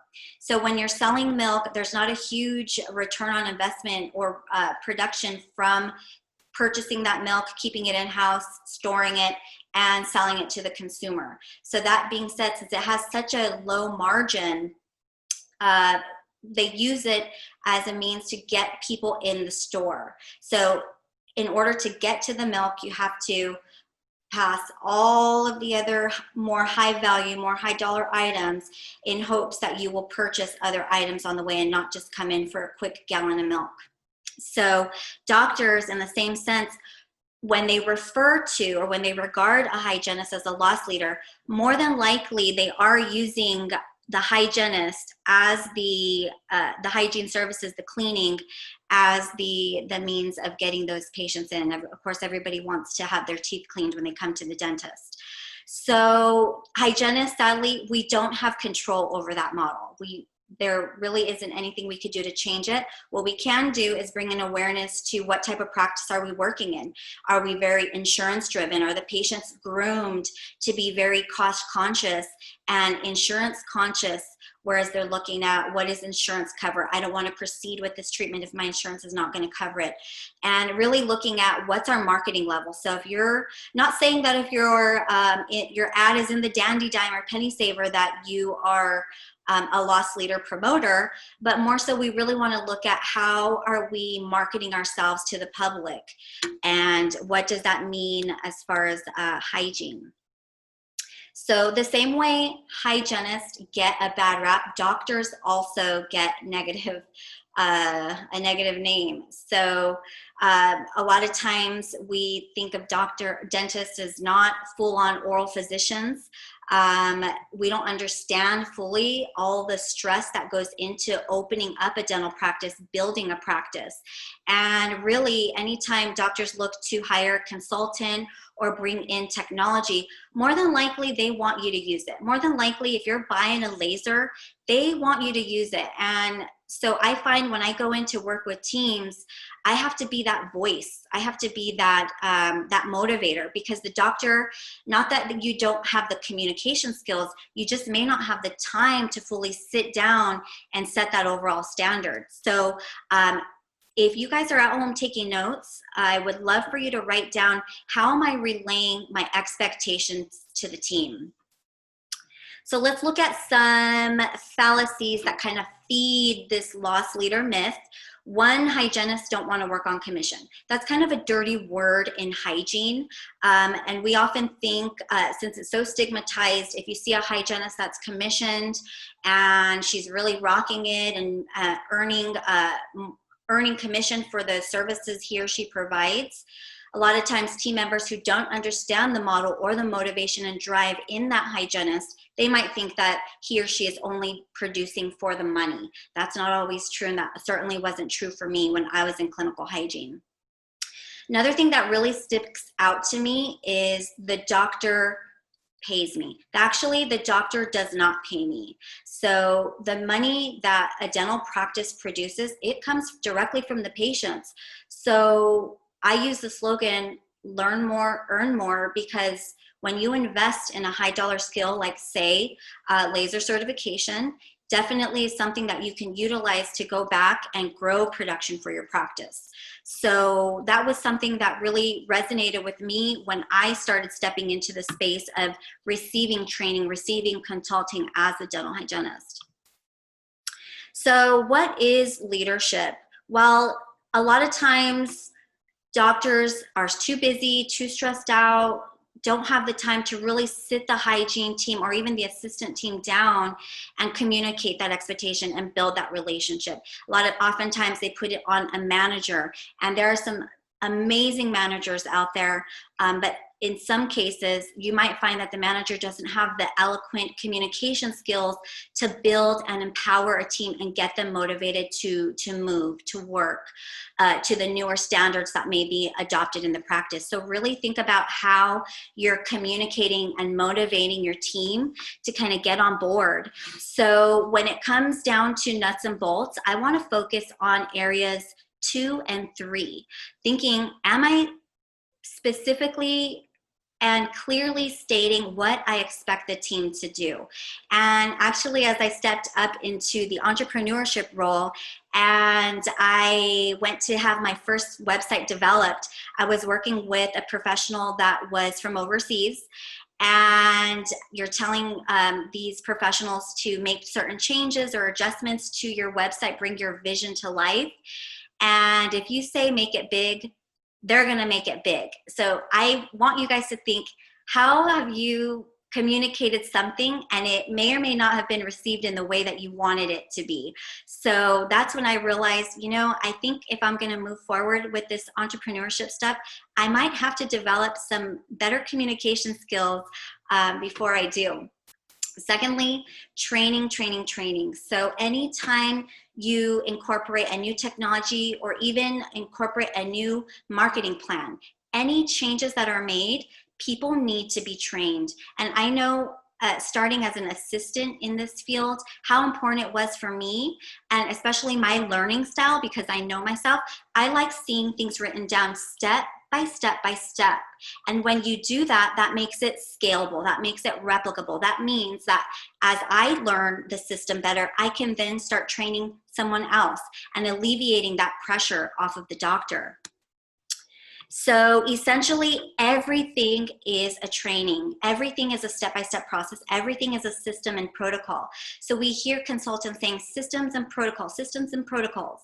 So just to use an example, we were doing a talk on implants not too long ago, and doctors came into this boot camp learning to do all on 4, all on 6 cases, and moving forward, they were going to have to rely on the hygienist to help take care of these patients for long term, take care of these new prostheses so they get the best return on them. So I asked the doctors, what is your criteria for taking care of this, this new treatment for this patient, this new prosthetic? And everybody was able to verbalize it, but no one admitted that they had it written on paper. So again, if I'm your hygienist and you're working with high value treatments, I want to know how I can support you. I want to know everything from how you diagnose to what's the aftercare for these treatments. So again, everything becomes a system. And we're most familiar with our Prophy and our hygiene protocol. So essentially we break our hygiene hour into 20-minute intervals. For the first 20 minutes, we're looking at what are my assessments, what diagnostics am I using, how am I diagnosing perio. Then the next 20 minutes belongs to the treatment delivery. Am I using technology? Am I using tools? What instruments am I using? And then the last portion of the cleaning, or the appointment, excuse me, the treatment appointment, is really the re-enrollment. How am I reiterating what was done today? How am I motivating that patient to better practice? And really, how am I encouraging them to come back and see me again? So really, I want us to regard hygiene as repeat business, because they come to see us more often sometimes than patients see the doctor. Everything is a system. How we communicate to patients, how we assess, how we identify disease. So hygiene, as you're at home listening, I want you to think about, okay, what is my step-by-step process from start to finish? From the moment you pick up the probe, what is your mind thinking? Where do you begin? What do you document first? Do you have somebody helping you with that? When you identify and you see that the patient needs SRP, or the patient needs fluoride therapy or laser, how do you communicate that to the patient? So everything becomes systemized. One other thing I want to make a note of is, how are we scheduling to production? This is not something that was taught in school. No one went over with me, how do I schedule to production? And I'll be honest with you, when I teach laser cert, I ask, let's see a show of hands. How many of you know what your daily production goal is? And I can tell you that about 25% of the room will raise their hand. So hygienists, please go back and ask your doctor, what is your daily production goal? Docs, if you haven't clearly stated that to your hygienist, please go over that with them. Tell them what the daily goal is, and really work with your manager, and everybody should be working together to make everybody should work together to create a schedule that's going to be ideal for their day. So for me, I know personally that I don't want to see 12 patients a day. I like getting my standard hygiene hour, and I actually really like doing scalings, because that's when I get to use my laser, of course. But I also am trained to do other treatments in the practice. I know how to make night guards. I know how to open up the conversation of orthodontics. I know how to find restorative care for the doctor. So really, there's a lot of opportunity for me to grow my production, even though I'm only seeing 5 to 7 patients a day. So what does that really mean for me? So when I can design my day and be more in control of my schedule and have energy at the end of the day to go home and play with my daughter, that's a win-win for me. So I'm highly motivated by lifestyle. I'm highly motivated by having the ability to have energy at the end of the day for my family. So I really want you guys to start thinking, as you level up in your career, what kind of lifestyle, what kind of team culture do I want to create, and what kind of schedule do I need to meet those goals? I will come back to this more than once in this program. It's a step-by-step thing. If you're thinking about opening up a practice, or maybe you have already started a practice, same with hygiene, no matter if you've been out of the game for a while, or if you're perhaps an older hygienist that's thinking about learning a new skill like laser or like iTero scanning, definitely think about, what do you stand for? Why would you want to learn that skill? Talk to the doctor and see what kind of vision, what kind of goals can you set together, and setting it up so that you guys can achieve those goals. Let's take a second right now, guys. I know you guys are listening on the live. Tag a leader, tag a hygiene leader, tag a front office manager, that's amazing. Tag a doctor that's a true mentor and a leader to you, because everybody needs that encouragement, especially right now when we're trying to come out of this very, very rough time. So we'll move into the second portion of this program. How is dentistry a business? So of course we're a business, but as a hygienist, I'll have to be honest, I didn't think of it in such a way when I was just doing clinical hygiene and hadn't stepped into the CE space or training space yet. So really, there are multiple roles within multi-million-dollar companies, and it takes a village. It takes a big group of people to spearhead these particular roles, and oftentimes doctors are juggling all of these roles. You're all the things in the beginning, especially when you set out to start your practice. So when I first started, and I would love for you guys to kind of Google some of these terms, but when I first started, I was a solopreneur. I was a solopreneur in the op, which meant I lacked the communication skills. I didn't know how to ask for help. I didn't know how to set my ideal day or schedule to production. And I was using outdated tools and systems that weren't really going to get my practice to the next level. So I want you guys to think, the more hygienists you have, it doesn't always mean more revenue. You can be an influencer in the op, and I really want you guys to think of yourselves as an entrepreneur. That means you're an entrepreneur in the business. So the hygiene department is its own little subsect in itself. You are your own provider. Of course, you work very closely with the doctor to set up expectations, but you deliver treatments, you deliver services, you are the product, okay? You are the product, and the cleanings, the prophy, the gingivitis prophy, scaling and root planings, those are the services. Laser is the service. So this being said, how you go with this is really just based on what motivates you. I knew that I was highly motivated to reach goals as a team. I'm very team oriented. Even though I didn't know how to ask for help, I definitely wanted to work more closely with my assistants. I wanted to work more closely with the doc, learn their system so that I can build restorative on their side. So I'm very purpose driven as far as helping others, and I also want to improve myself. So I'm always on the path of improvement. So really go through these and think about what resonates with you. So you might see start with why and all these motivational pieces, and you might even see a lot of consultants start with the DISC personality profile. I think it's helpful, but I'd rather you focus on your character. I'd rather you focus on, okay, what little neuroses do I have that kind of drive my day and the way I function throughout the day? So I'll be honest, when I was in the dental space, I was very logistical. Okay, I had to figure, how am I going to get this done before I even start to do it? So I was a planner. So definitely think about those things. You're not crazy. It just means that maybe you're somebody who's a logistics thinker.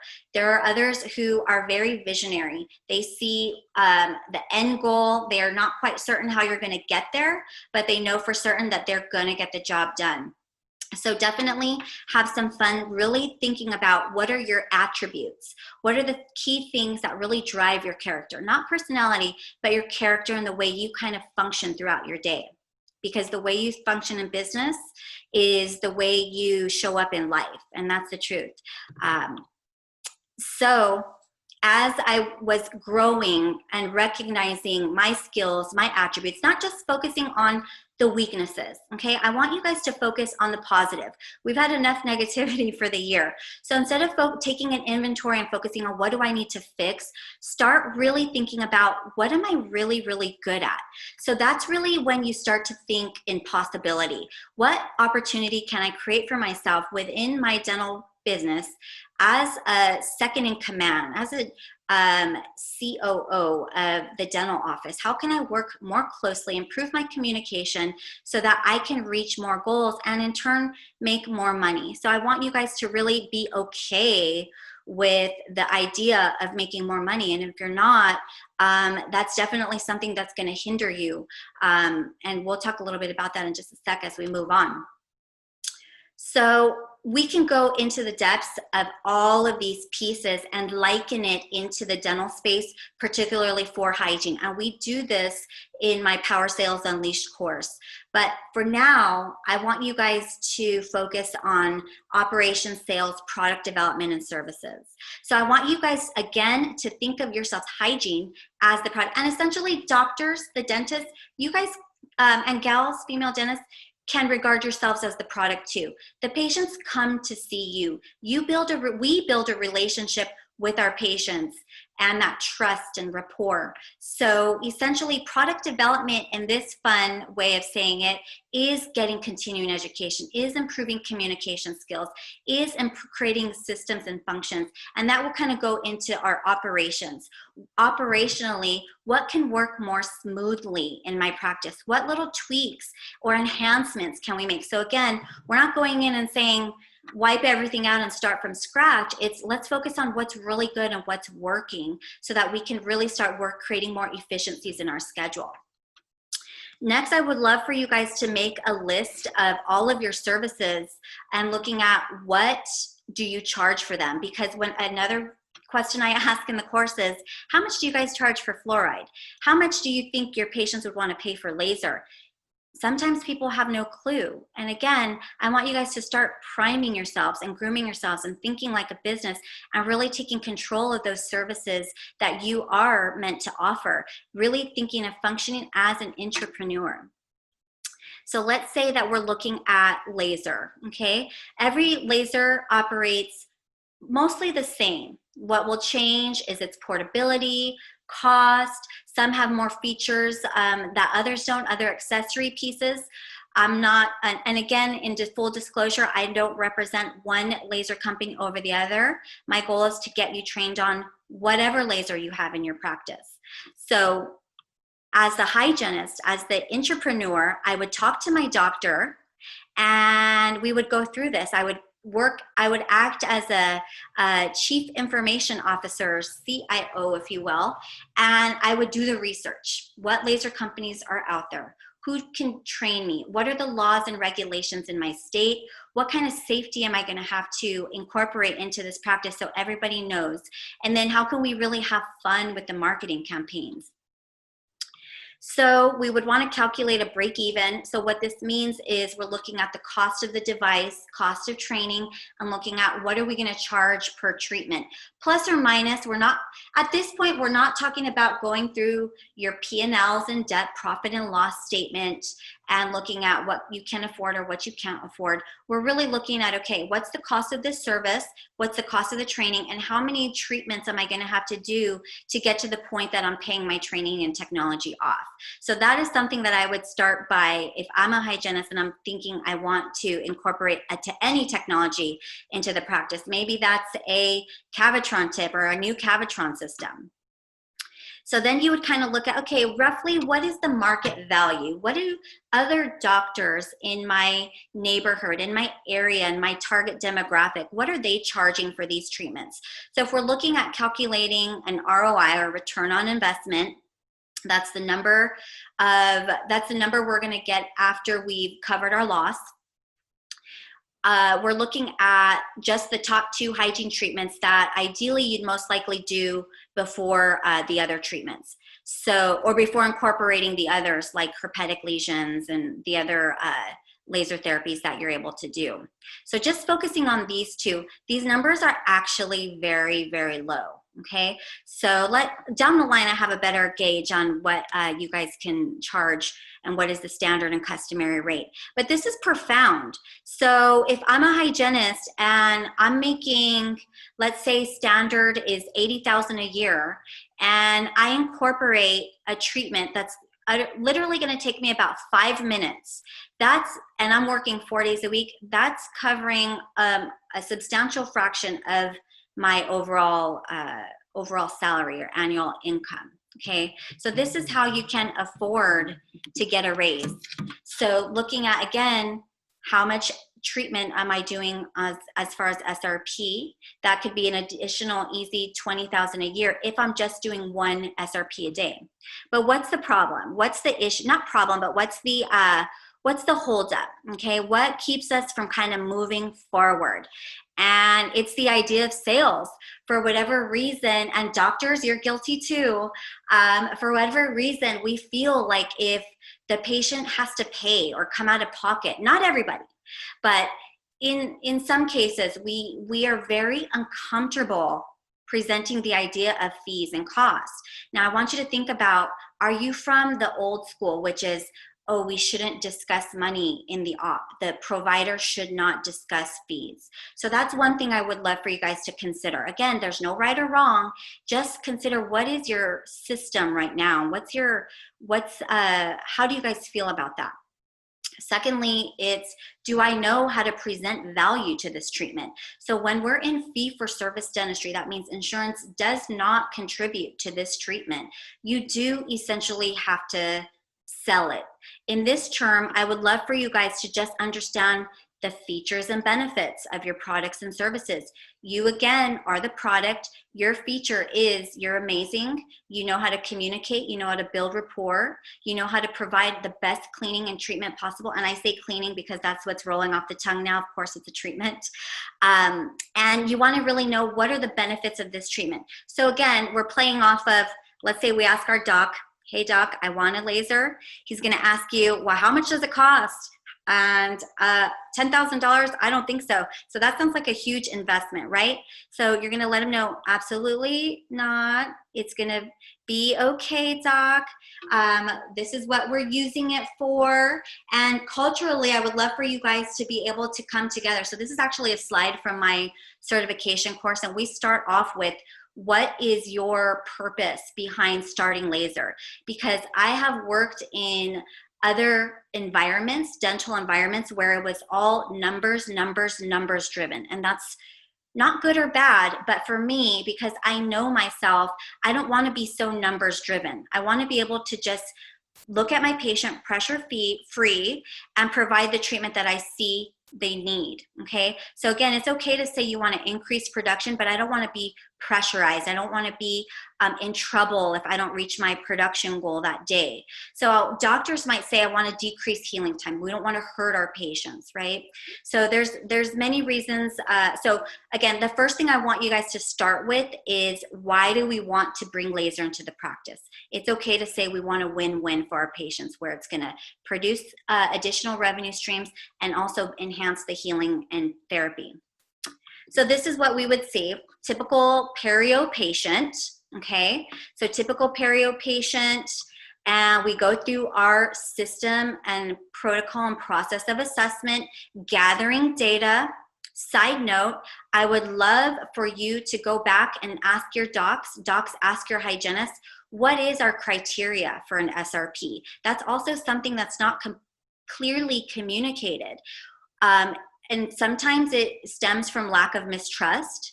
Sometimes it stems from doctor not knowing how we go about diagnosing perio. In any case, definitely talk about this, because that's a huge piece. This could be the difference between running a prophy palace, if you will, and running a really successful and productive hygiene department. So again, if you're thinking about incorporating laser and getting the best usage out of it, if you see that you're doing prophy all day long, more than likely you're probably not going to see the return that others see if they were optimized in their assessment process. So then we go through and we do laser bacterial reduction. So we're basically taking the laser and we're using what we call photobiomodulation or light-based treatment, and we're running it along the pocket. Patients are not going to want to hear you say photobiomodulation. So we definitely want to make sure that we understand how to communicate the value of what this laser is doing in a way and in terms that the patient is going to understand. So that essentially, that exchange of information downloaded from my brain to the patient is a sale. It's communication. It's building value. So again, I really want you guys to be okay with what you're doing. And the patients do appreciate being educated. And I know hygiene knows this. So look at the tissue. So this is a case study. And normally we don't cross the midline, which you'll learn when you take a course. So even though this patient still has calculus on this side, the tissues are already starting to heal. So when we train, we want to regard laser as medicine, as therapeutic, as natural, topical, light-based therapy. So what does that sound like to the patient? It's holistic, it's organic, it's something that's going to help heal me, okay? So we really want to look at that. And this is day 3. So of course, not everybody is going to have amazing results from day 1 to day 3, but this is just a great example of how laser actually is pretty amazing at being a natural therapeutic versus a chemotherapeutic. What are we using currently to treat biofilm, irrigating, and disinfection, decontamination?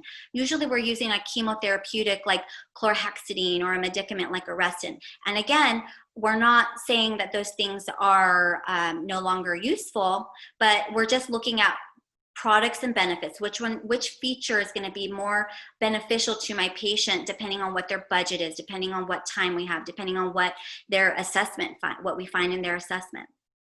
So I want you guys to ask yourselves, what business am I really in? So as I stepped into the business owner role, I had to ask myself, I'm not just training on lasers, okay? I'm not just educating and certifying people. I want to inspire change. I want to be a change agent. I want to really highlight the benefits of what this can do for you as a hygiene entrepreneur, what it can do for a doctor in your practice. Okay, so again, rather than saying we're in, I'm a cleaner or a loss leader, I am in the business of risk and disease management. I'm in the business of creating healthy smiles.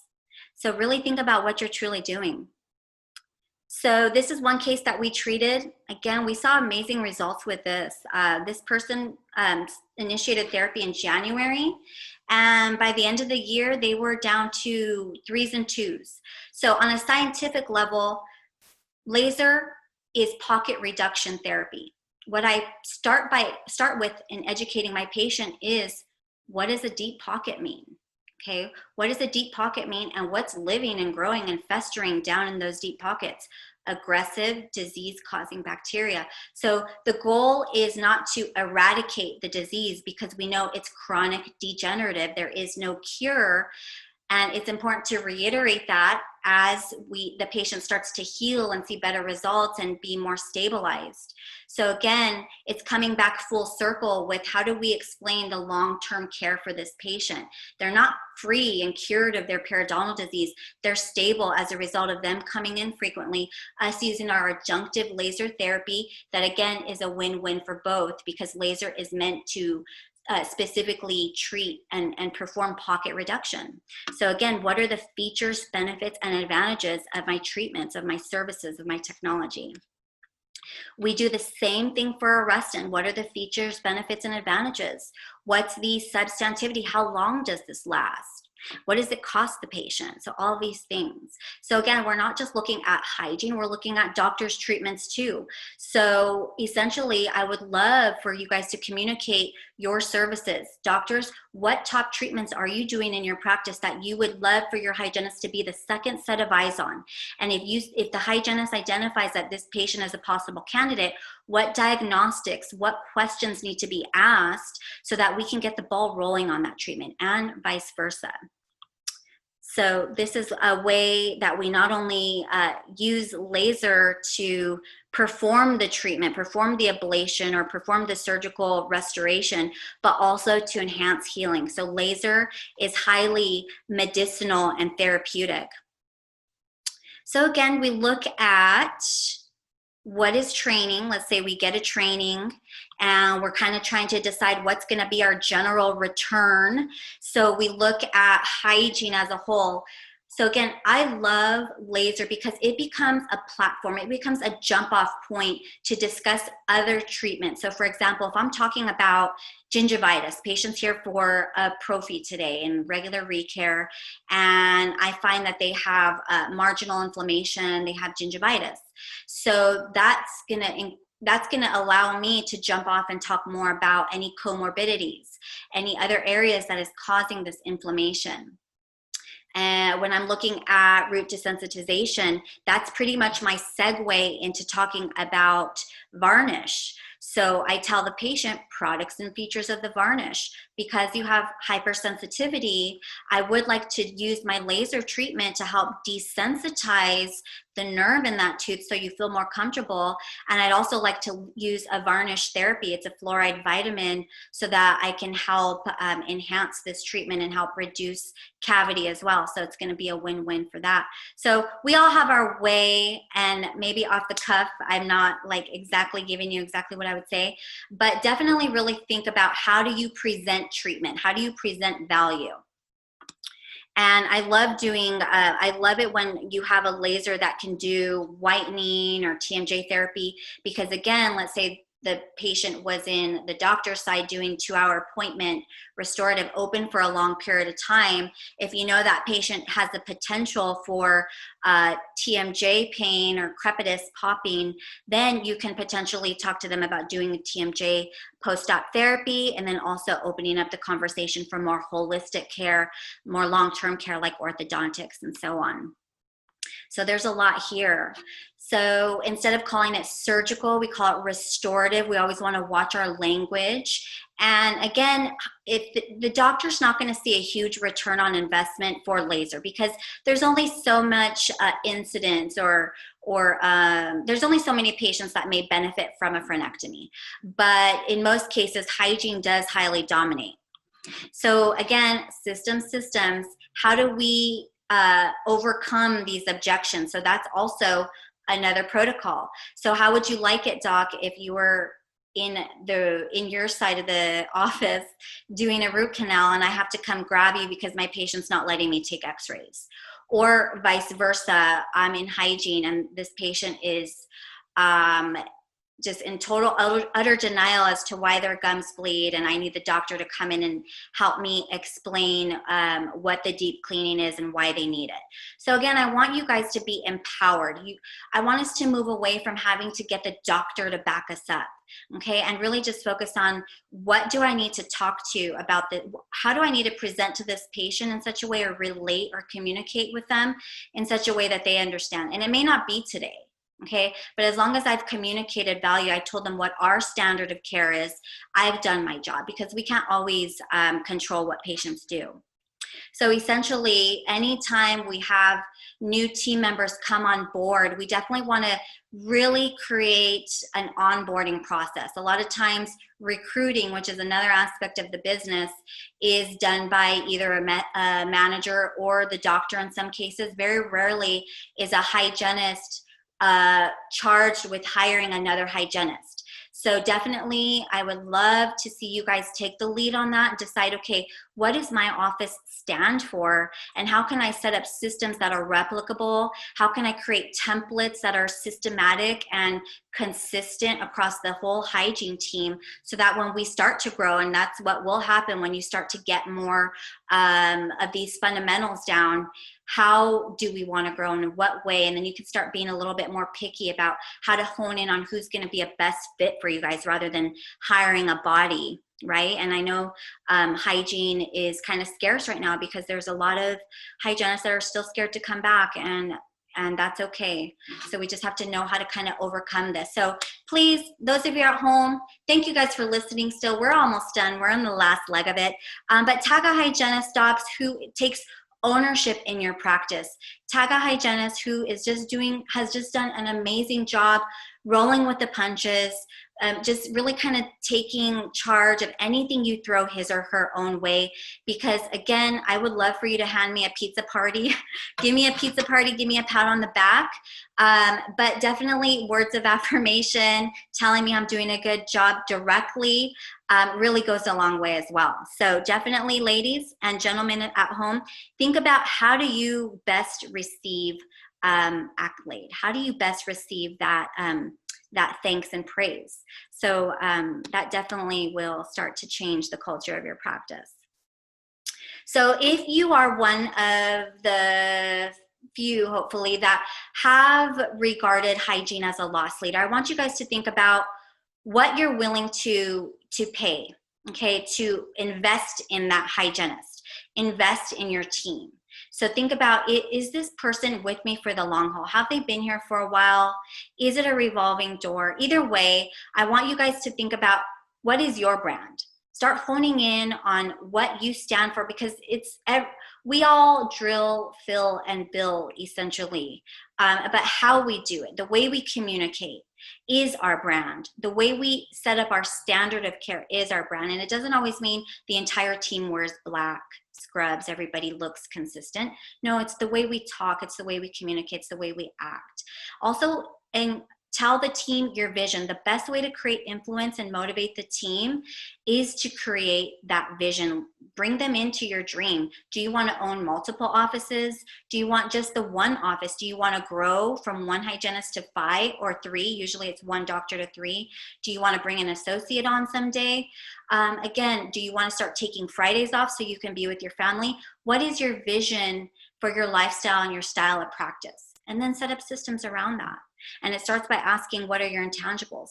Again, focusing on your positive skills, not the things that we need to work on. We'll continue to work on that. So this is the doctor who knows that she has a lot invested in the practice. She has every piece of technology, cone beam, lasers, iTero scan. She runs a more boutique style practice. She cannot just hire anybody. Not just anybody can come in to her practice. Who's answering the phones? If she's spending thousands of dollars on marketing for these specific niche patients who are seeking tori removal in a general setting, the front office is also a system and training of how they handle and get that patient on the schedule, right? So that's something that you guys really want to think about. Technology and training, they go hand in hand. It's necessary. So the better one person and 2 people are trained on a system, the easier it becomes, more replicable. So actually, this doctor is a close friend.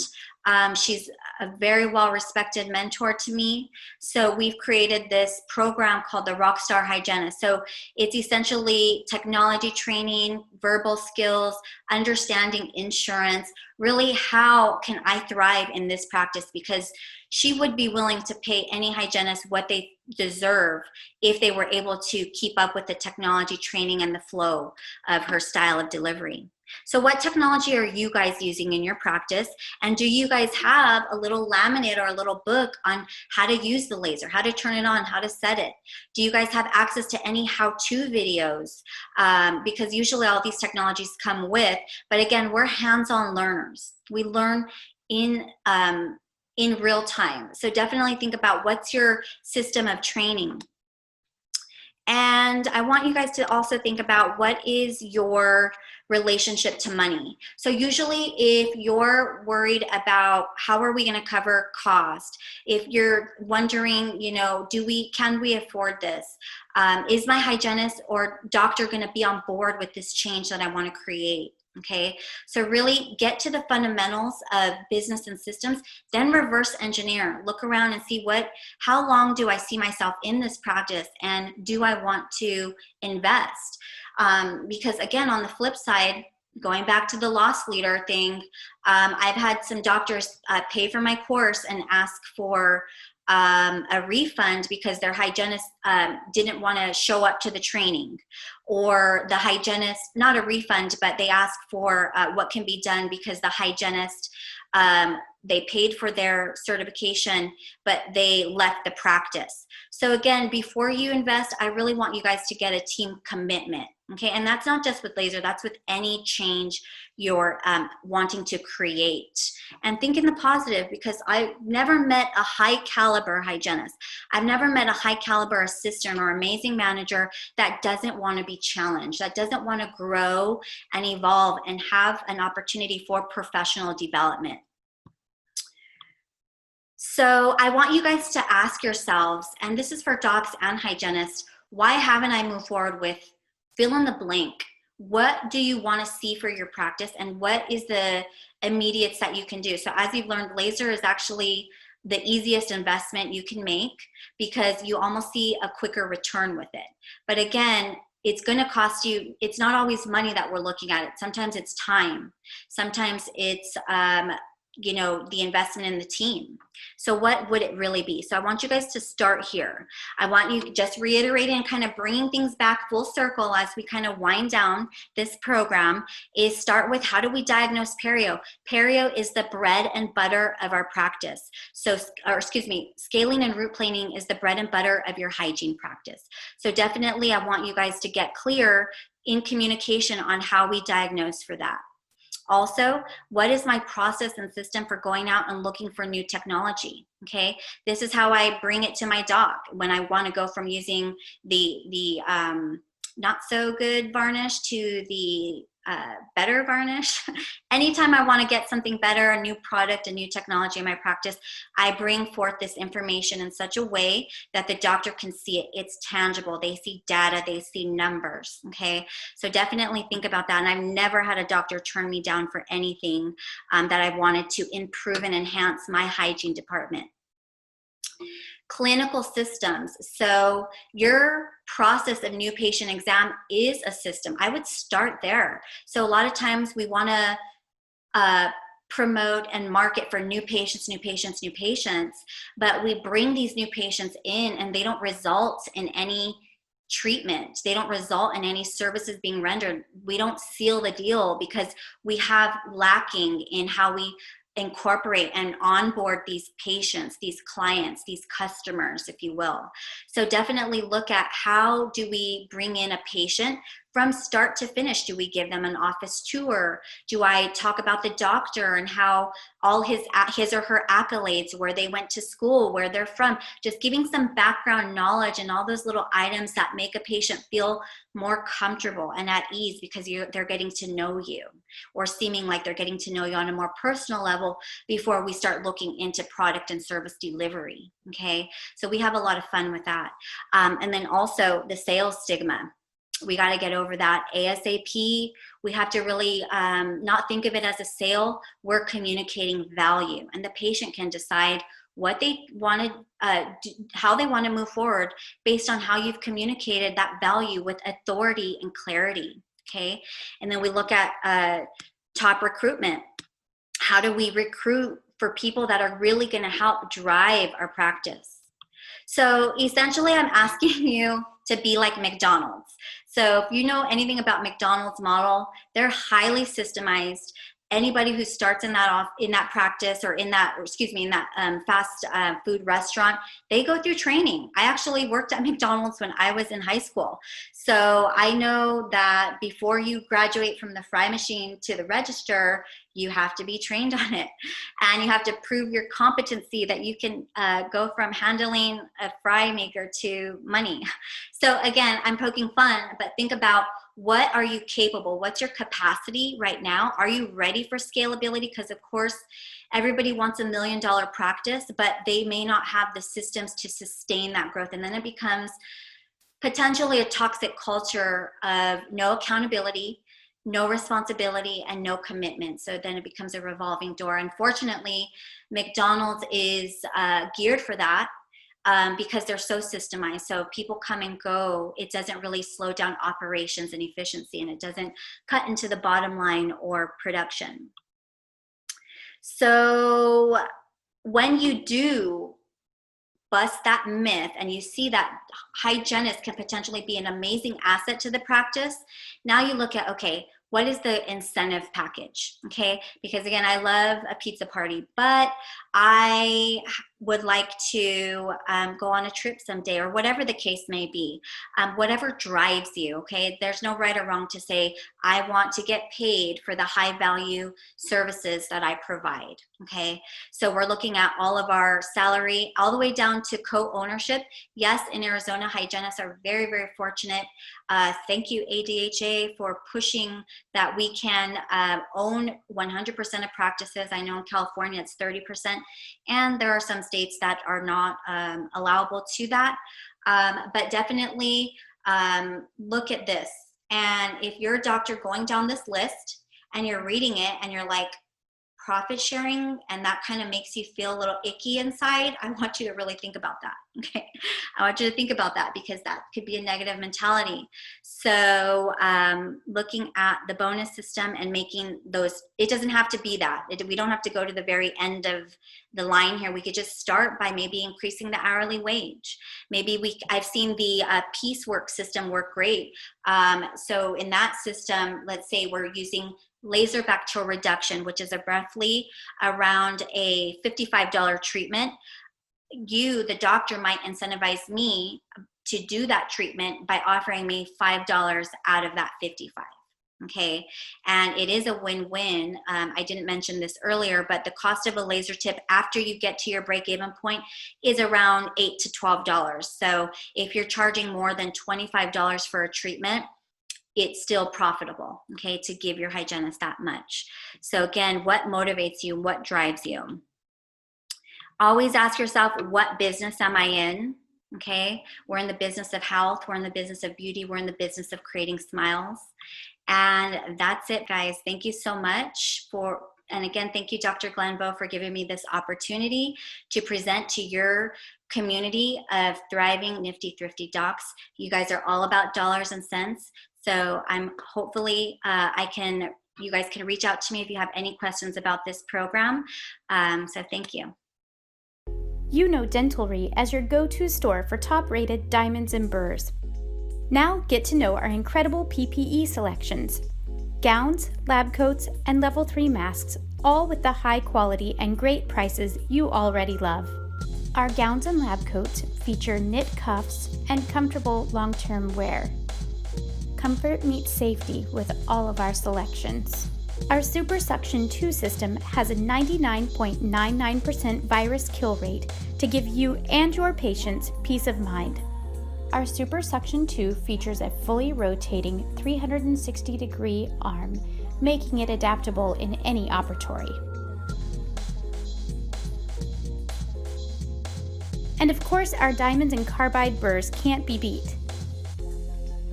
Our Nifty Thrifty deals will leave you raving for the savings. Remember to use the code NIFTYVS at checkout. And go to dentalry.com today.